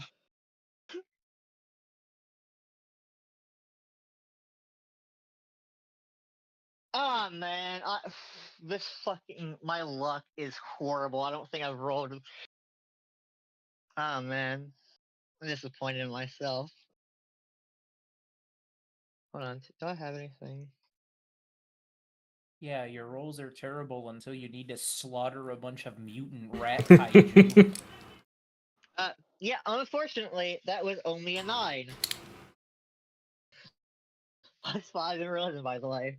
You pray so terribly that the goddess of time artificially ages you in an instant. You are now 20 years older.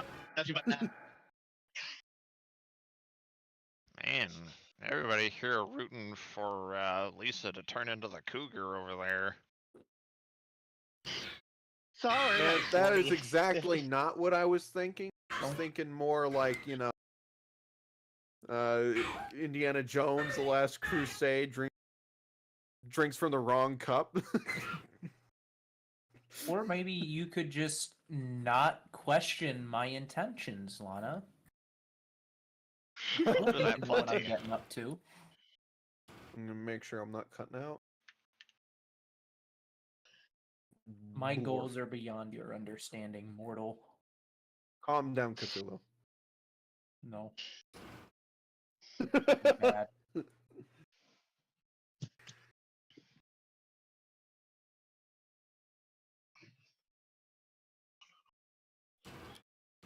Alright. Yeah. Crickets. Crickets. Yeah, sure. Crickets. Gavin, Very casual, open eyes. Gavin, with this information in tow, is going to look up to his other party members. None of you would happen to have a pocket watch, would you?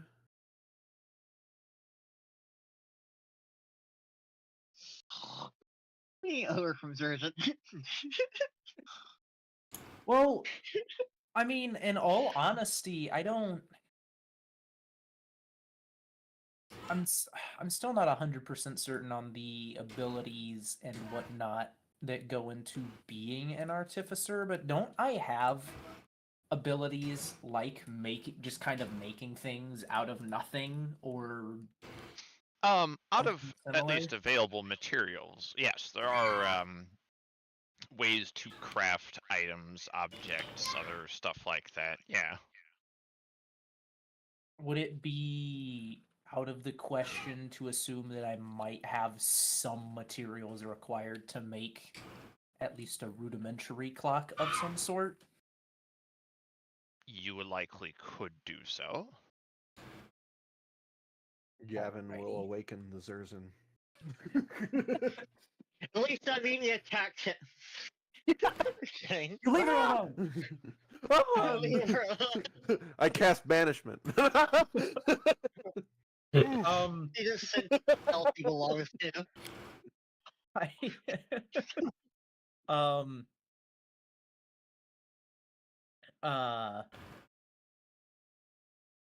Zurzan will wake up and look very confused as she's like blinking and looking around, and she just has a look of "where the hell am I" on her face. I'm gonna be honest. I'm confused as well as to why you were brought here instead of put in a bed. You should Which- probably ask Lisa that. I will say, when you went to find Zurzan and pick her up, she wasn't laying in any sort of bed. She was just kind of slumped over her colossus, just using that as a bed. Steel. And she like kind of sits up and reaches back and like rubs her neck. She has that like wince. She's like, "What? What do you mean? What's going on?" I have need of your talents, my friend. Can you Yeah, make a right, cool. clock? You'll give me a second to process where I am, maybe. She like rubs her eyes and looks around, reaches down to like her whatever kit she has on her and starts going through it to try to find some materials. She's like, "You need like, I mean, how fancy are you wanting this thing to be? Because if you're wanting something immaculate, then I'm gonna need to go on a supply run." Well, nothing too fancy, just something that can tell the time accurately. All right, that's something I think I can do here. Can also bring you. We can also bring you back down to more of your supplies. Does your mech have more of your supplies in it? No, that doesn't really. My supplies are kept more in my wagon carriage thing.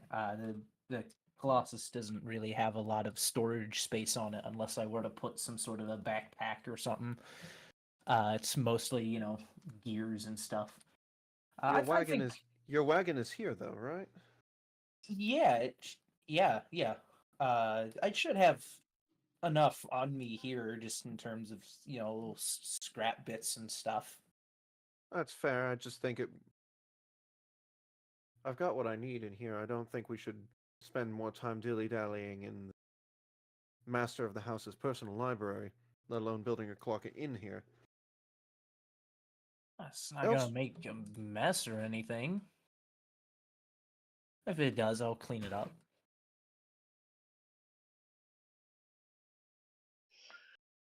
Oh, my lord, I do apologize for bringing you all this way. It's just that our enemies are many, and my protection only lasts as far as I can see someone.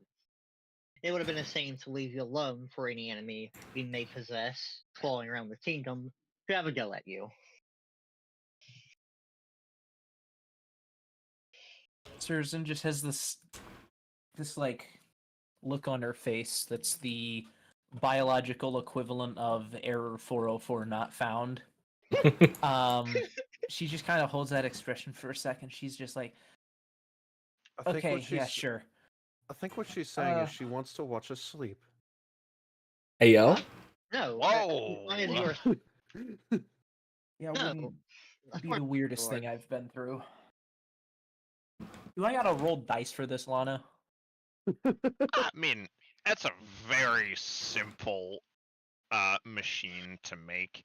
I'd only have you roll if you were trying to make a like very high precision machine of some kind. But this is plenty simple enough that yeah, you just can do. Okay. Well, in not too long, she holds out in one hand a little watch that's ticking away. You can tell it's not exactly precision engineered or anything, but it gets the job done. Makes a time machine. Do-do-do. That's yeah, copyright. So she has created this little watch and just kind of hands it out to you, and she's like, "Here you go." Hopefully that does what you need it to. Thank you. All right, and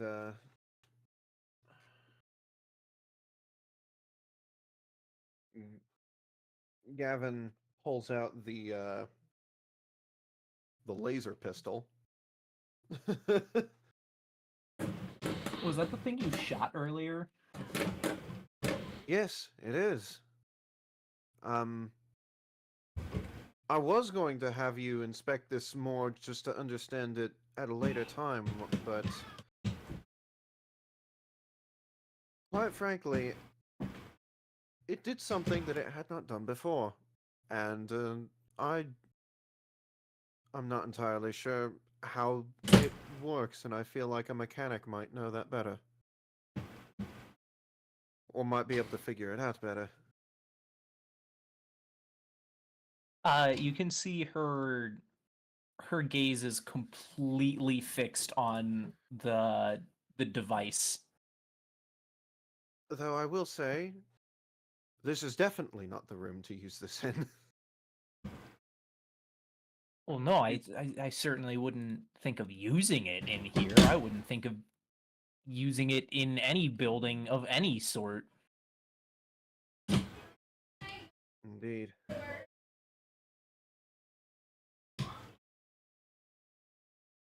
No, this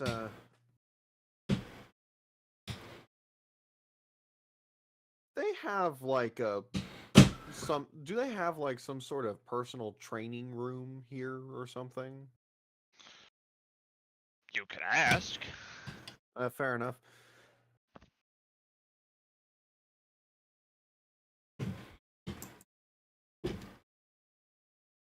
Yeah, take this for now. And here, and Gavin will pull out a battery for it.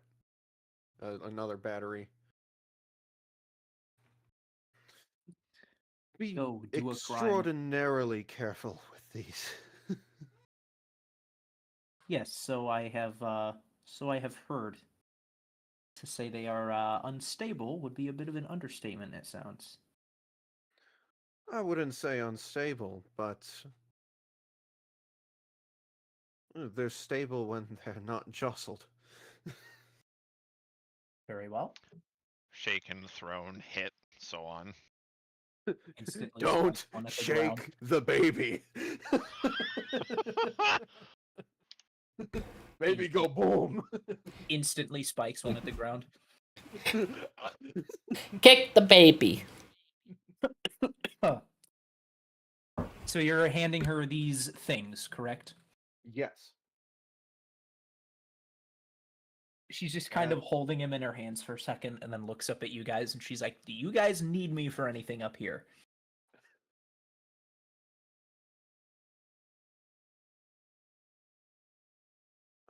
No, actually, She's gone.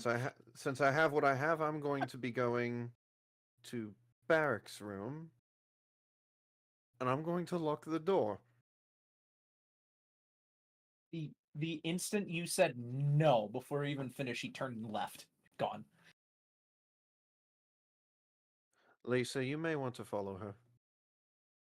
Oh, Otherwise, of course, my lord. Otherwise, you're going to have a lot of nothing to be around for a bit.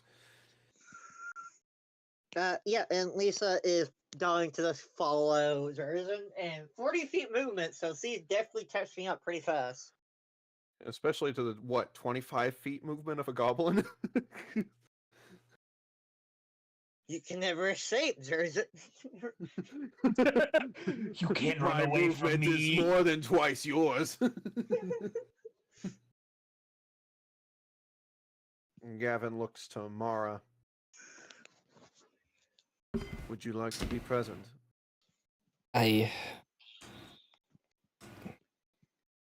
Yeah. All right. I will need very intense concentration during the ritual, so Okay. thank you. And Gavin and Mara will go to Barrack's room and lock the door so as not to be disturbed. Indeed. And with the clock that Zerzin so graciously built for us, I shall begin the ritual.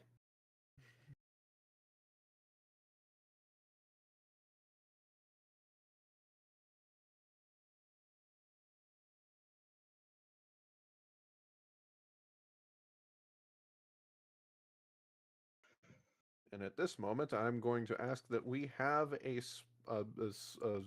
break. No. Denied. Overruled. Well, then I'm going to have very dirty pants in a minute here. Sounds like a you problem to me. I'll make it your problem. I'm going to shit yourself. I will shit your pants, boy. Alright, who shit myself?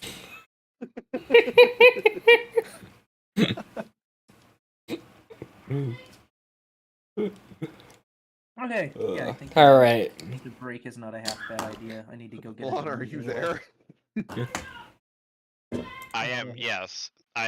Do believe I had myself muted for one specific comment, and that was if you guys don't stop, I'm going to start having you all roll D100s. And I'm not going to tell you what the results mean.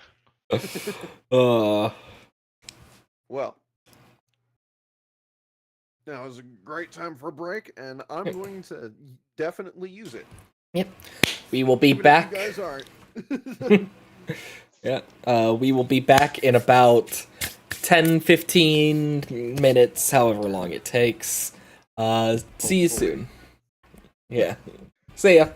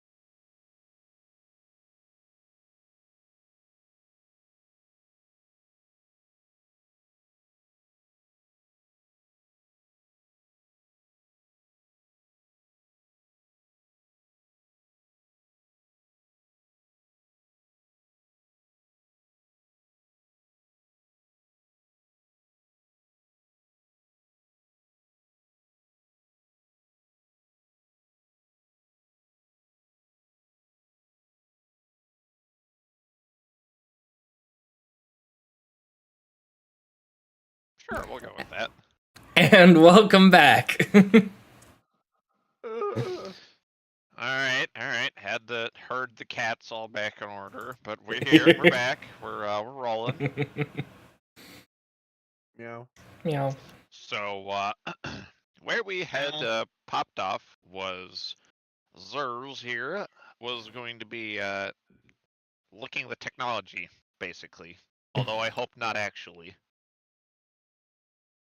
Lick it. I You need to mean, figure out what's maybe. You never know what a mechanic gets up to. I suppose. It's called research, idiot.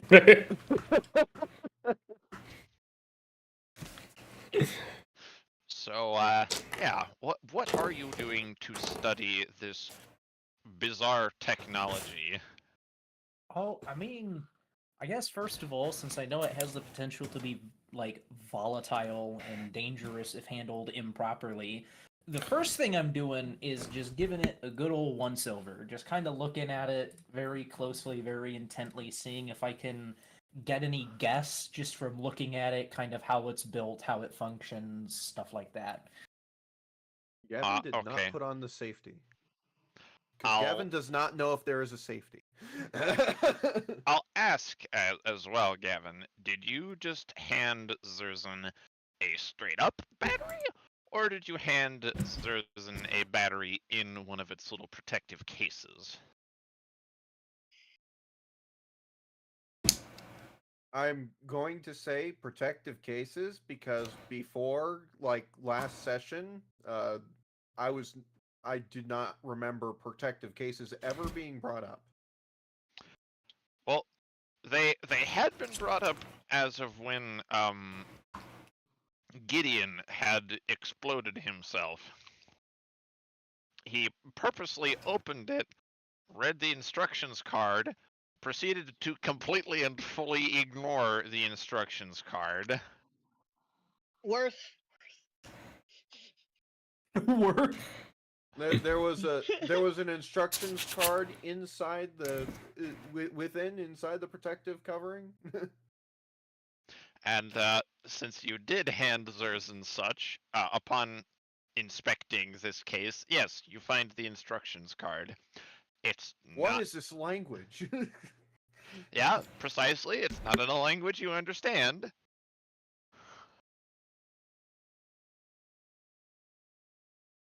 But it is there, and it does appear to have little diagrams on it, and you know, a fair few warnings, the contents of which you can't discern, but there's a fair few of them.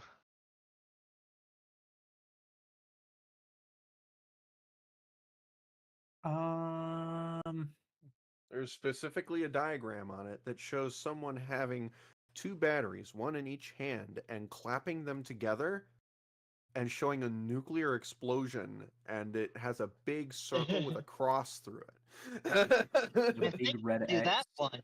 Emphasizing it.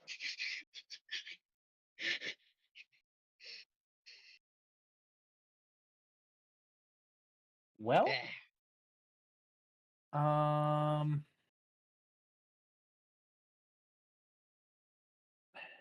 so it's written in a language that I don't understand. It is.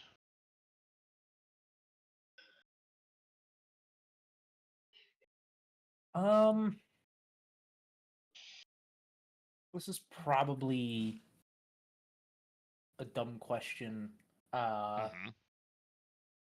It's not in a language that I understand, but is it in a script that I recognize? Kind of like how you can look at Japanese and recognize, hey, that's Japanese, even though you can't read it.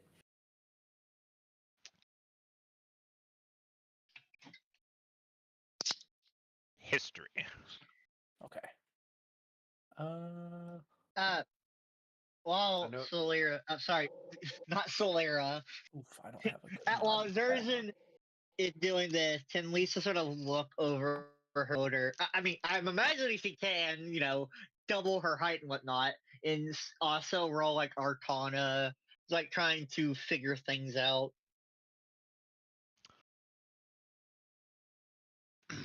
I swear, if Lisa claps these batteries together. I mean, you can roll to try and discern anything. I'll give it as Arcana, but being as the way you've portrayed Lisa so far, that's gonna be at disadvantage to make any sense of these things. Meanwhile, my history check rolled up a 16. Ooh. Okay, excellent. You do recognize it from your upbringing amongst the Mixed here everything. actually Hello? Yes? I missed almost everything you said. that's great because I was replying to Zerzan, so you didn't miss anything pertinent to yourself.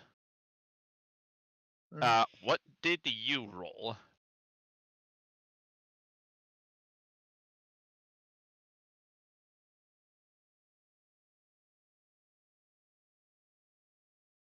Hello. Koga. Koga? Well, nothing, because I said I missed everything you said, so I don't know what I would have rolled there. Oh, I mean you had just okay. So when did you cut out? What was the last thing you heard then? I asked if I could roll to begin with. Like, And you didn't hear anything Okay. after that. Gotcha. yeah, All right, I just didn't know at what point the not hearing had begun. That's all I was trying to discern.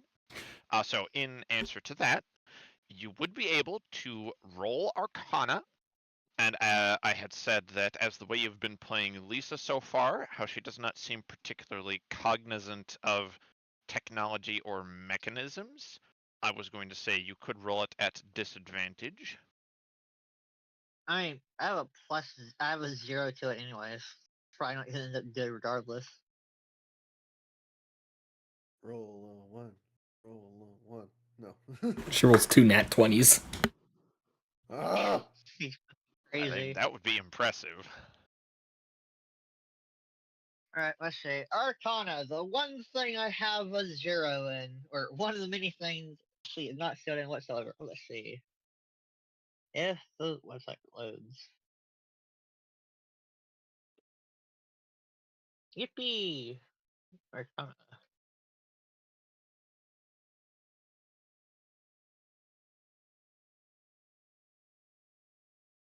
Awesome! Fucking great!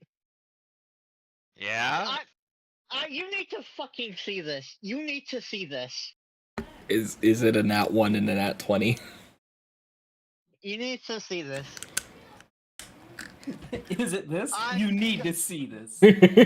I'm so pissed. I'm so angry. I'm going to step into this world and throttle Lisa myself.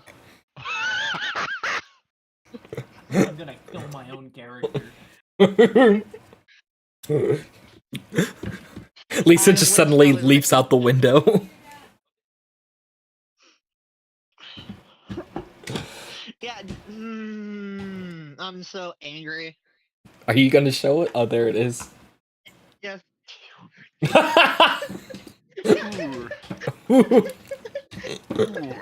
Bruh. Bro.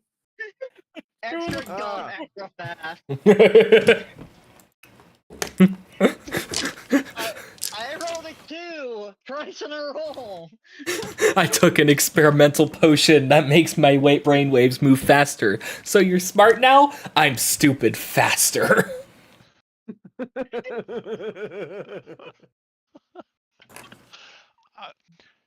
Gee, boy, those are some fun pictures. I wonder what those with all the like bright red on them mean. Huh, Wow. Ooh, crazy. fascinating. Wow, those are definitely things and stuff. Lisa puts her hands on her lips, hands on her hips, leans forward and goes, "Ooh, pretty."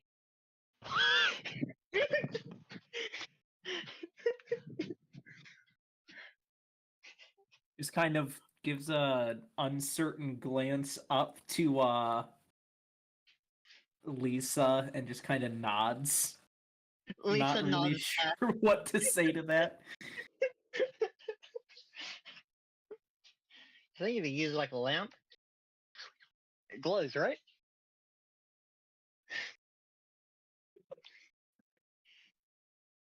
Oh boy. So, I recognize the script.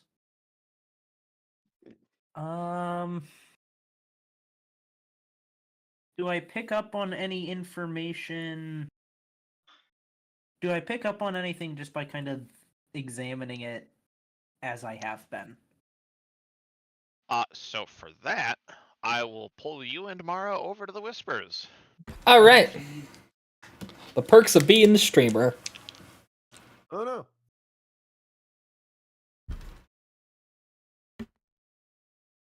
What's up? Yo. What it do? So, as you are looking at this script, you happen to notice that it is one you recognize from your upbringing with the gnomes. You know that they had studied the ancient cultures that had come before, and know that they had knowledge of even the Siren Empire's technologies. Mm-hmm.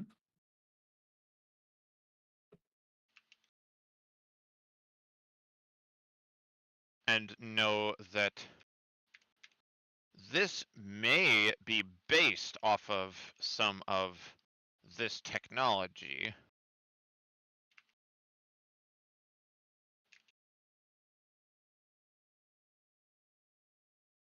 Okay. You don't know what it says. You do know that it is a script that the gnomes had called Aurorum, Okay.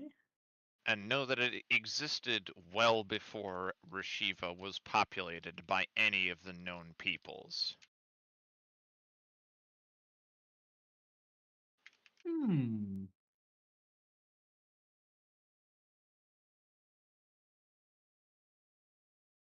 Okay. Do I have some sort of knowledge on where this thing came from? Um, am I able to pick up on anything in terms of its like design and function or how it works? For that, go ahead and roll Arcana for details. As far as generalized function, you can see what appears to be a release button. Pressing it confirms this, and it opens the chamber where a battery is already contained. Okay. My Arcana check turned up a 23. Okay. So, rolling Arcana, you do notice more. Upon opening the battery chamber, you see what appears to be a cooling device.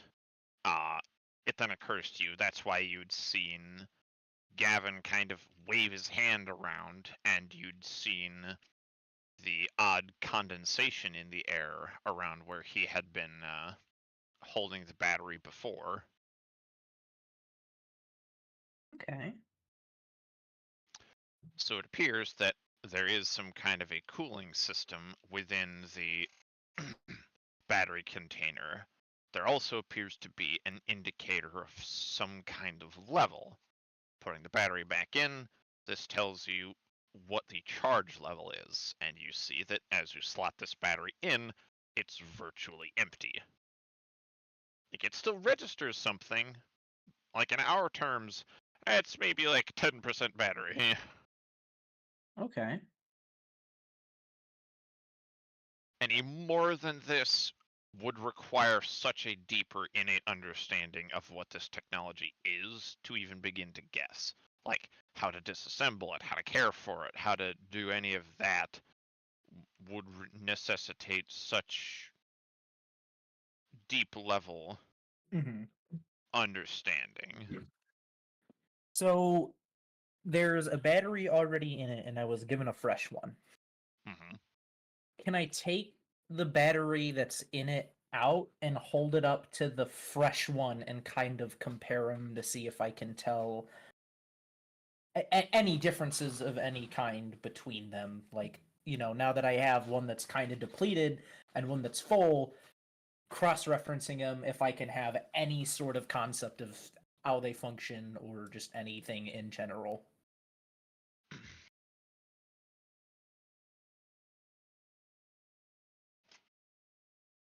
I'm just trying to get as much information on this thing as I possibly can.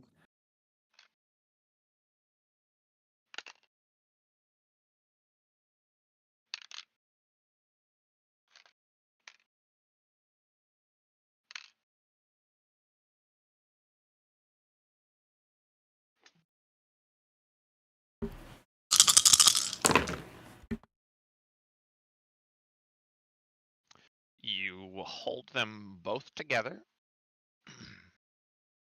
near one another, and this sparks a memory. Back in the home where you had grown up with the gnomes, amongst their understanding of steam and engines, amongst their understanding, you remember their automated doors that would slide open on gearworks based on whether warmth approached the doors. You remember wandering through to an area where you had not been allowed normally to walk. One of those young fits of rebellion, one of those moments that you just had to know what was beyond this point. It was a large door, and in it, where you would presume handles might normally have been, you realize that each of these battery cubes would fit very perfectly in these slots. Though why it is this ancient technology that you now hold in your hands would fit in what, at least as far as you knew, to be an entirely gnomish structure. Like, why these last survivors of this species would even have such a doorway, that dawns on you as being strange. The more you think about it, the more the details of that doorway seem similar to this weapon. Its overly sleek nature, the fact that despite this weapon having been jostled around other equipment, there is no scratch on its surface, there is no sign of age, even dust does not seem to stick to it. Its glossed metal surface seems unusually healthy, if you were to try and put it. Hmm.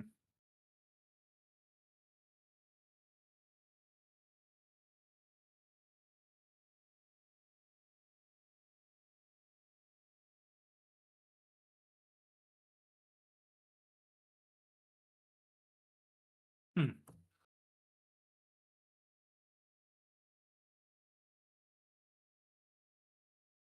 Trying to think of what to do from here. Well,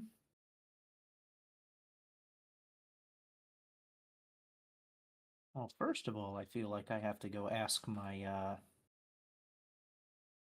gnomish companions at some point what the hell's going on. um, Like, yo, hey, adoptive mom, adoptive dad, what up? yeah. Hey, something's a little weird about this. But given that I am too far away for that, I guess for now, I'm going to jot that down. And just sort of keep that as a memory in the back of my head.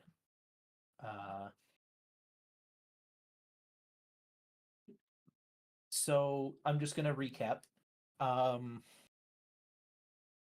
uh, this device is a gun of some sort. The script that it's written in is Aurorum, and I can only imagine that's what the gun is technology of. And some technology very similar to what this looks like was also present at my gnomish home. That about sum it up? Yeah. Okay. Then I think if there's not really anything else that I can learn from this or any other information I can glean out of this, then I will probably just head back to everyone else. Alrighty. So that works for me. So yeah, I think I can't think of anything else that I would be able to get out of it, so Excellent. Then we shall return indeed. Whew.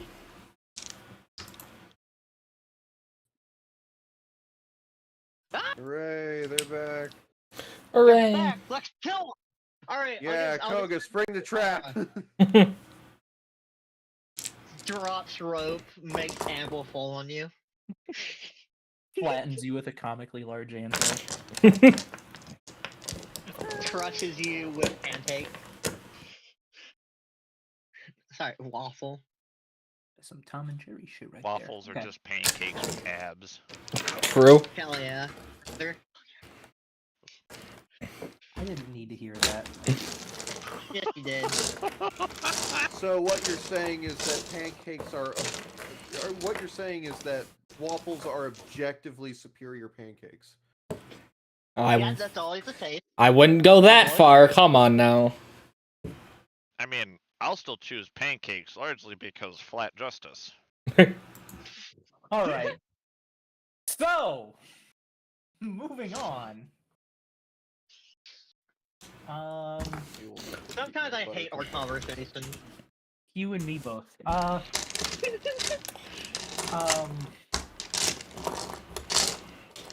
This is my butter pockets. Oh, that sounds dirty. That sounds gross. Sounds like a euphemism for well, fill in that blank yourself. It sounds like Ozzy Osbourne saying, Uh, you got all these leftovers, you don't know where to put them, Guys, just we've put got them in your 15 pockets. minutes. Anyway, Zerzan will sort of emerge from wherever it was she was sort of hiding away to examine these things. And I guess for now that's about it, because you said that Gavin and Mara retreated back into Barrack's room. So normally she would go give those back, but so I think for now it would be turned over to you guys, unless there's anything Lisa had to do here as well. did Lisa see anything while you were deep in concentration in all private town?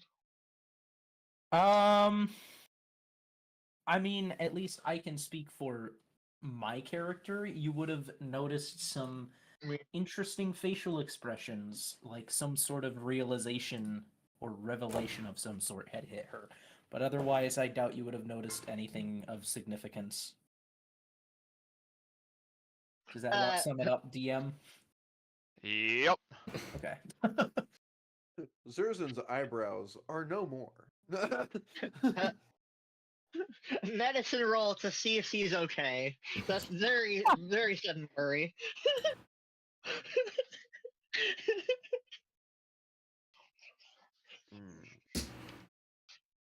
Can I, Mr. DM?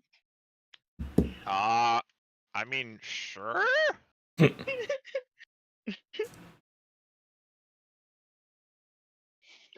13. I have not rolled above 15 this entire fucking session. It happens.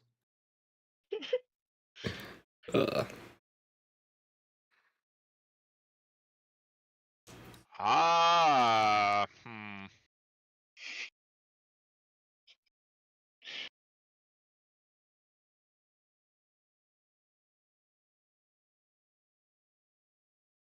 Mm. No, I mean, other than seeing a dwarf. I mean, short, but you know, not as bearded. Anyways, you see a gerblin giving a 1,000 yards sort of stare. Wave hand over her eyes. Snaps finger. I like reel my head back and sort of reflexively like smack at your hand. Like I'm still conscious, you know. I was worried. I've seen that sort of look before. Doesn't really bode well for most people. Fair. I appreciate your concern.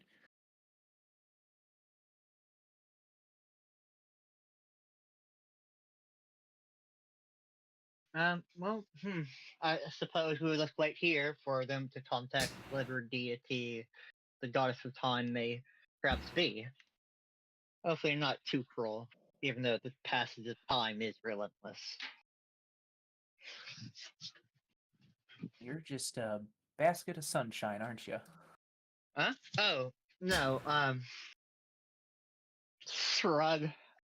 The manner of the Sorry. gods is inscrutable. Sorry, that was not a very nice comment to make. I apologize. No, my lord, it is fine. I shouldn't have dimmed the mood, whatever that mood may have been.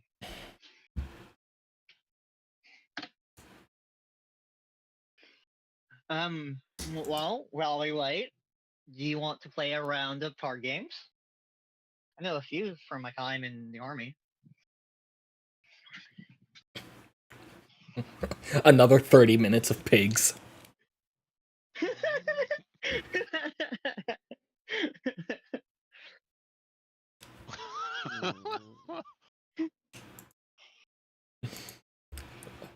You know what? Sure, that sounds good.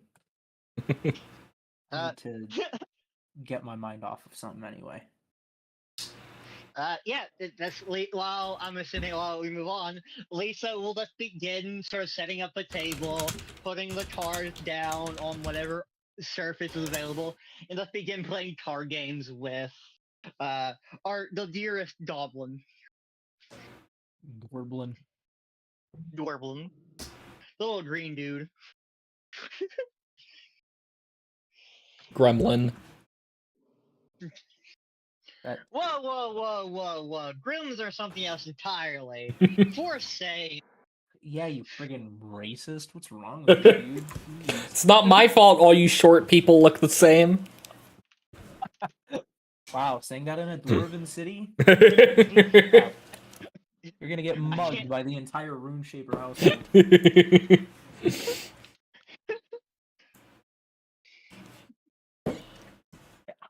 I'm a gremlin? Yeah, a gremlin with a goddamn Gundam. You wanna tussle with me? I mean, worse still, you presently have a straight up laser gun. Yeah, I have a alien super weapon on my hands. You hold it in that like sideways grip, like what the fuck up? I take the sights off and mount them to the side of the weapon for that purpose. Oh my gosh.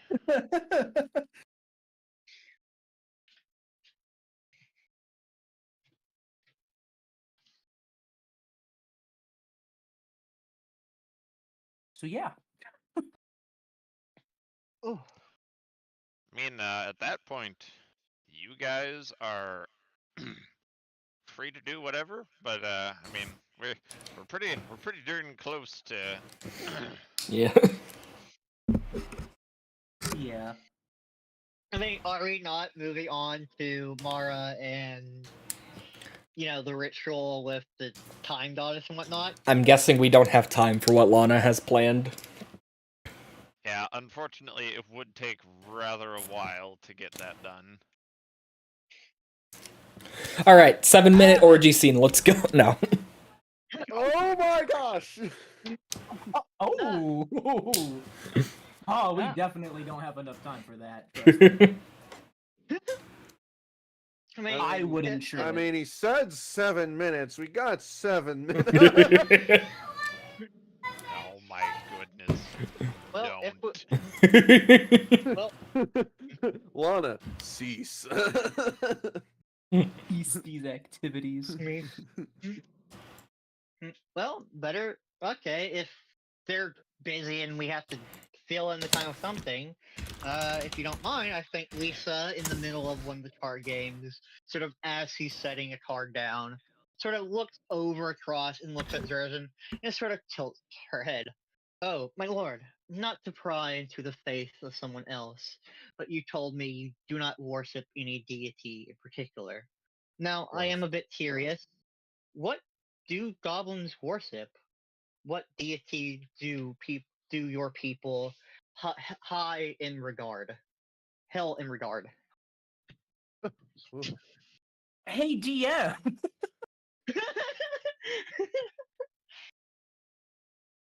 Is that a question I would even have an answer for? Lana? So, Okay. goblins don't necessarily have a designated deity, as it were. They don't really pick any of the gods to worship. The only ones that some do are the gods of ritual, but I mean, most of them that favor them, being as they are an evil aligned deity, most of those goblins are shunned from, you know, good society.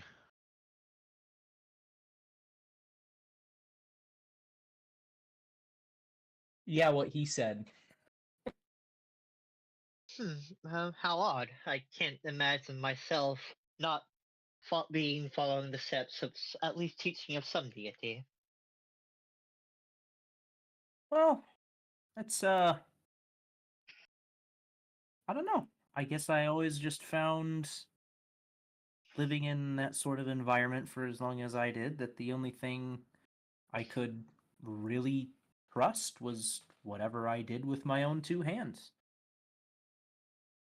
I certainly hold Indeed. no resentment for other deities or those who worship them.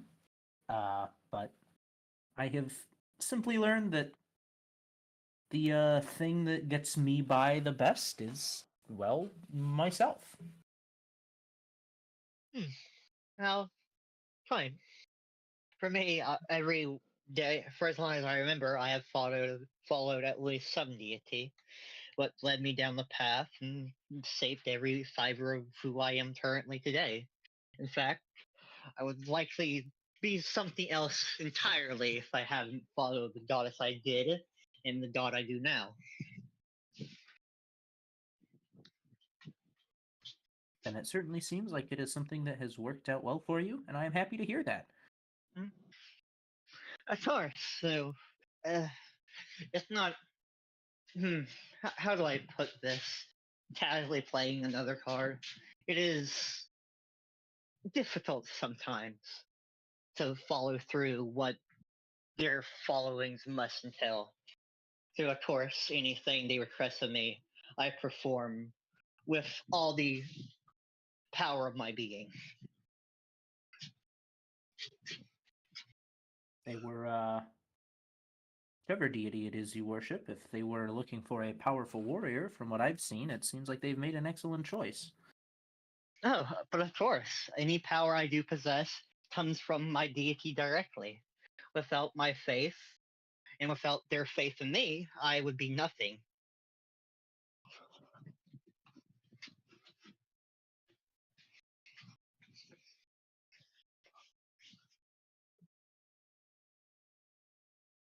Zerzan is kind of like, at this point in the conversation, has a look of don't know what to say.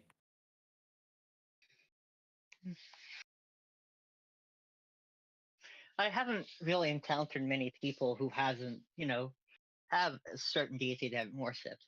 In fact, it seems that the rest of the party do indeed have some sort of deity, be it, let's say, the goddess of life, not the goddess of death, the various deities that Davin seems to have made various deals with.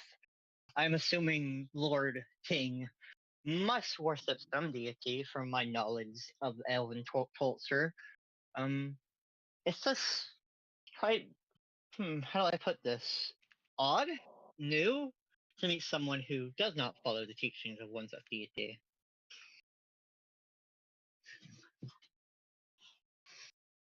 Well, uh, not really sure exactly what to say to that, other than guess there's a first time for everything. Most of Indeed. my life has been dedicated to just study. That's what I find my fulfillment out of. Oh, of course. I cannot even fathom being half as knowledgeable of deers and dismos as you seem to be. If that is what brings you purpose and what fills you with happiness, then I will be more than happy to help you in any way I can, even if I'm not nearly as intelligent or good with such things.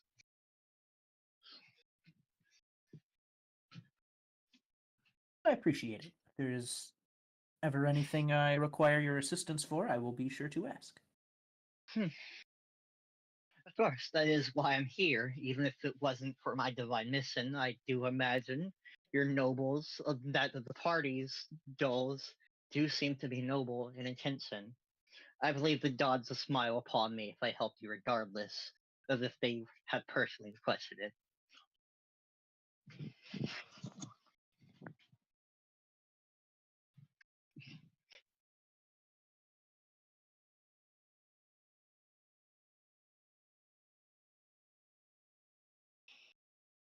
Once again, is awkwardly unsure what to say. Okay, now roll for your card game to see who wins. I'll just resign. It's a draw.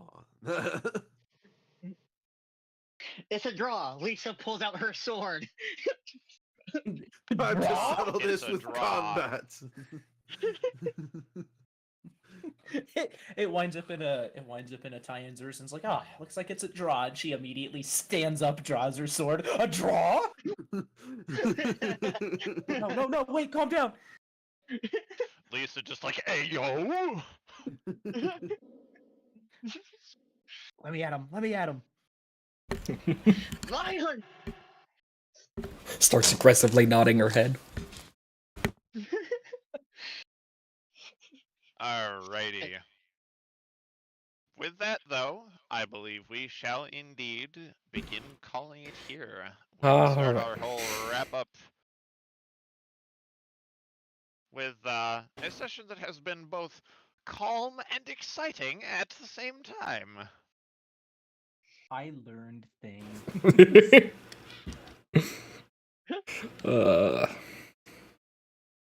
All right, well, I hope that you all enjoyed. As a reminder, we play this game theoretically every other week, Friday at 7 p.m. Central. Very theoretically. Very theoretically, yes. But we hope you enjoy, and yeah. Have a good night. See you all next time. Bye-bye. Bye, everybody.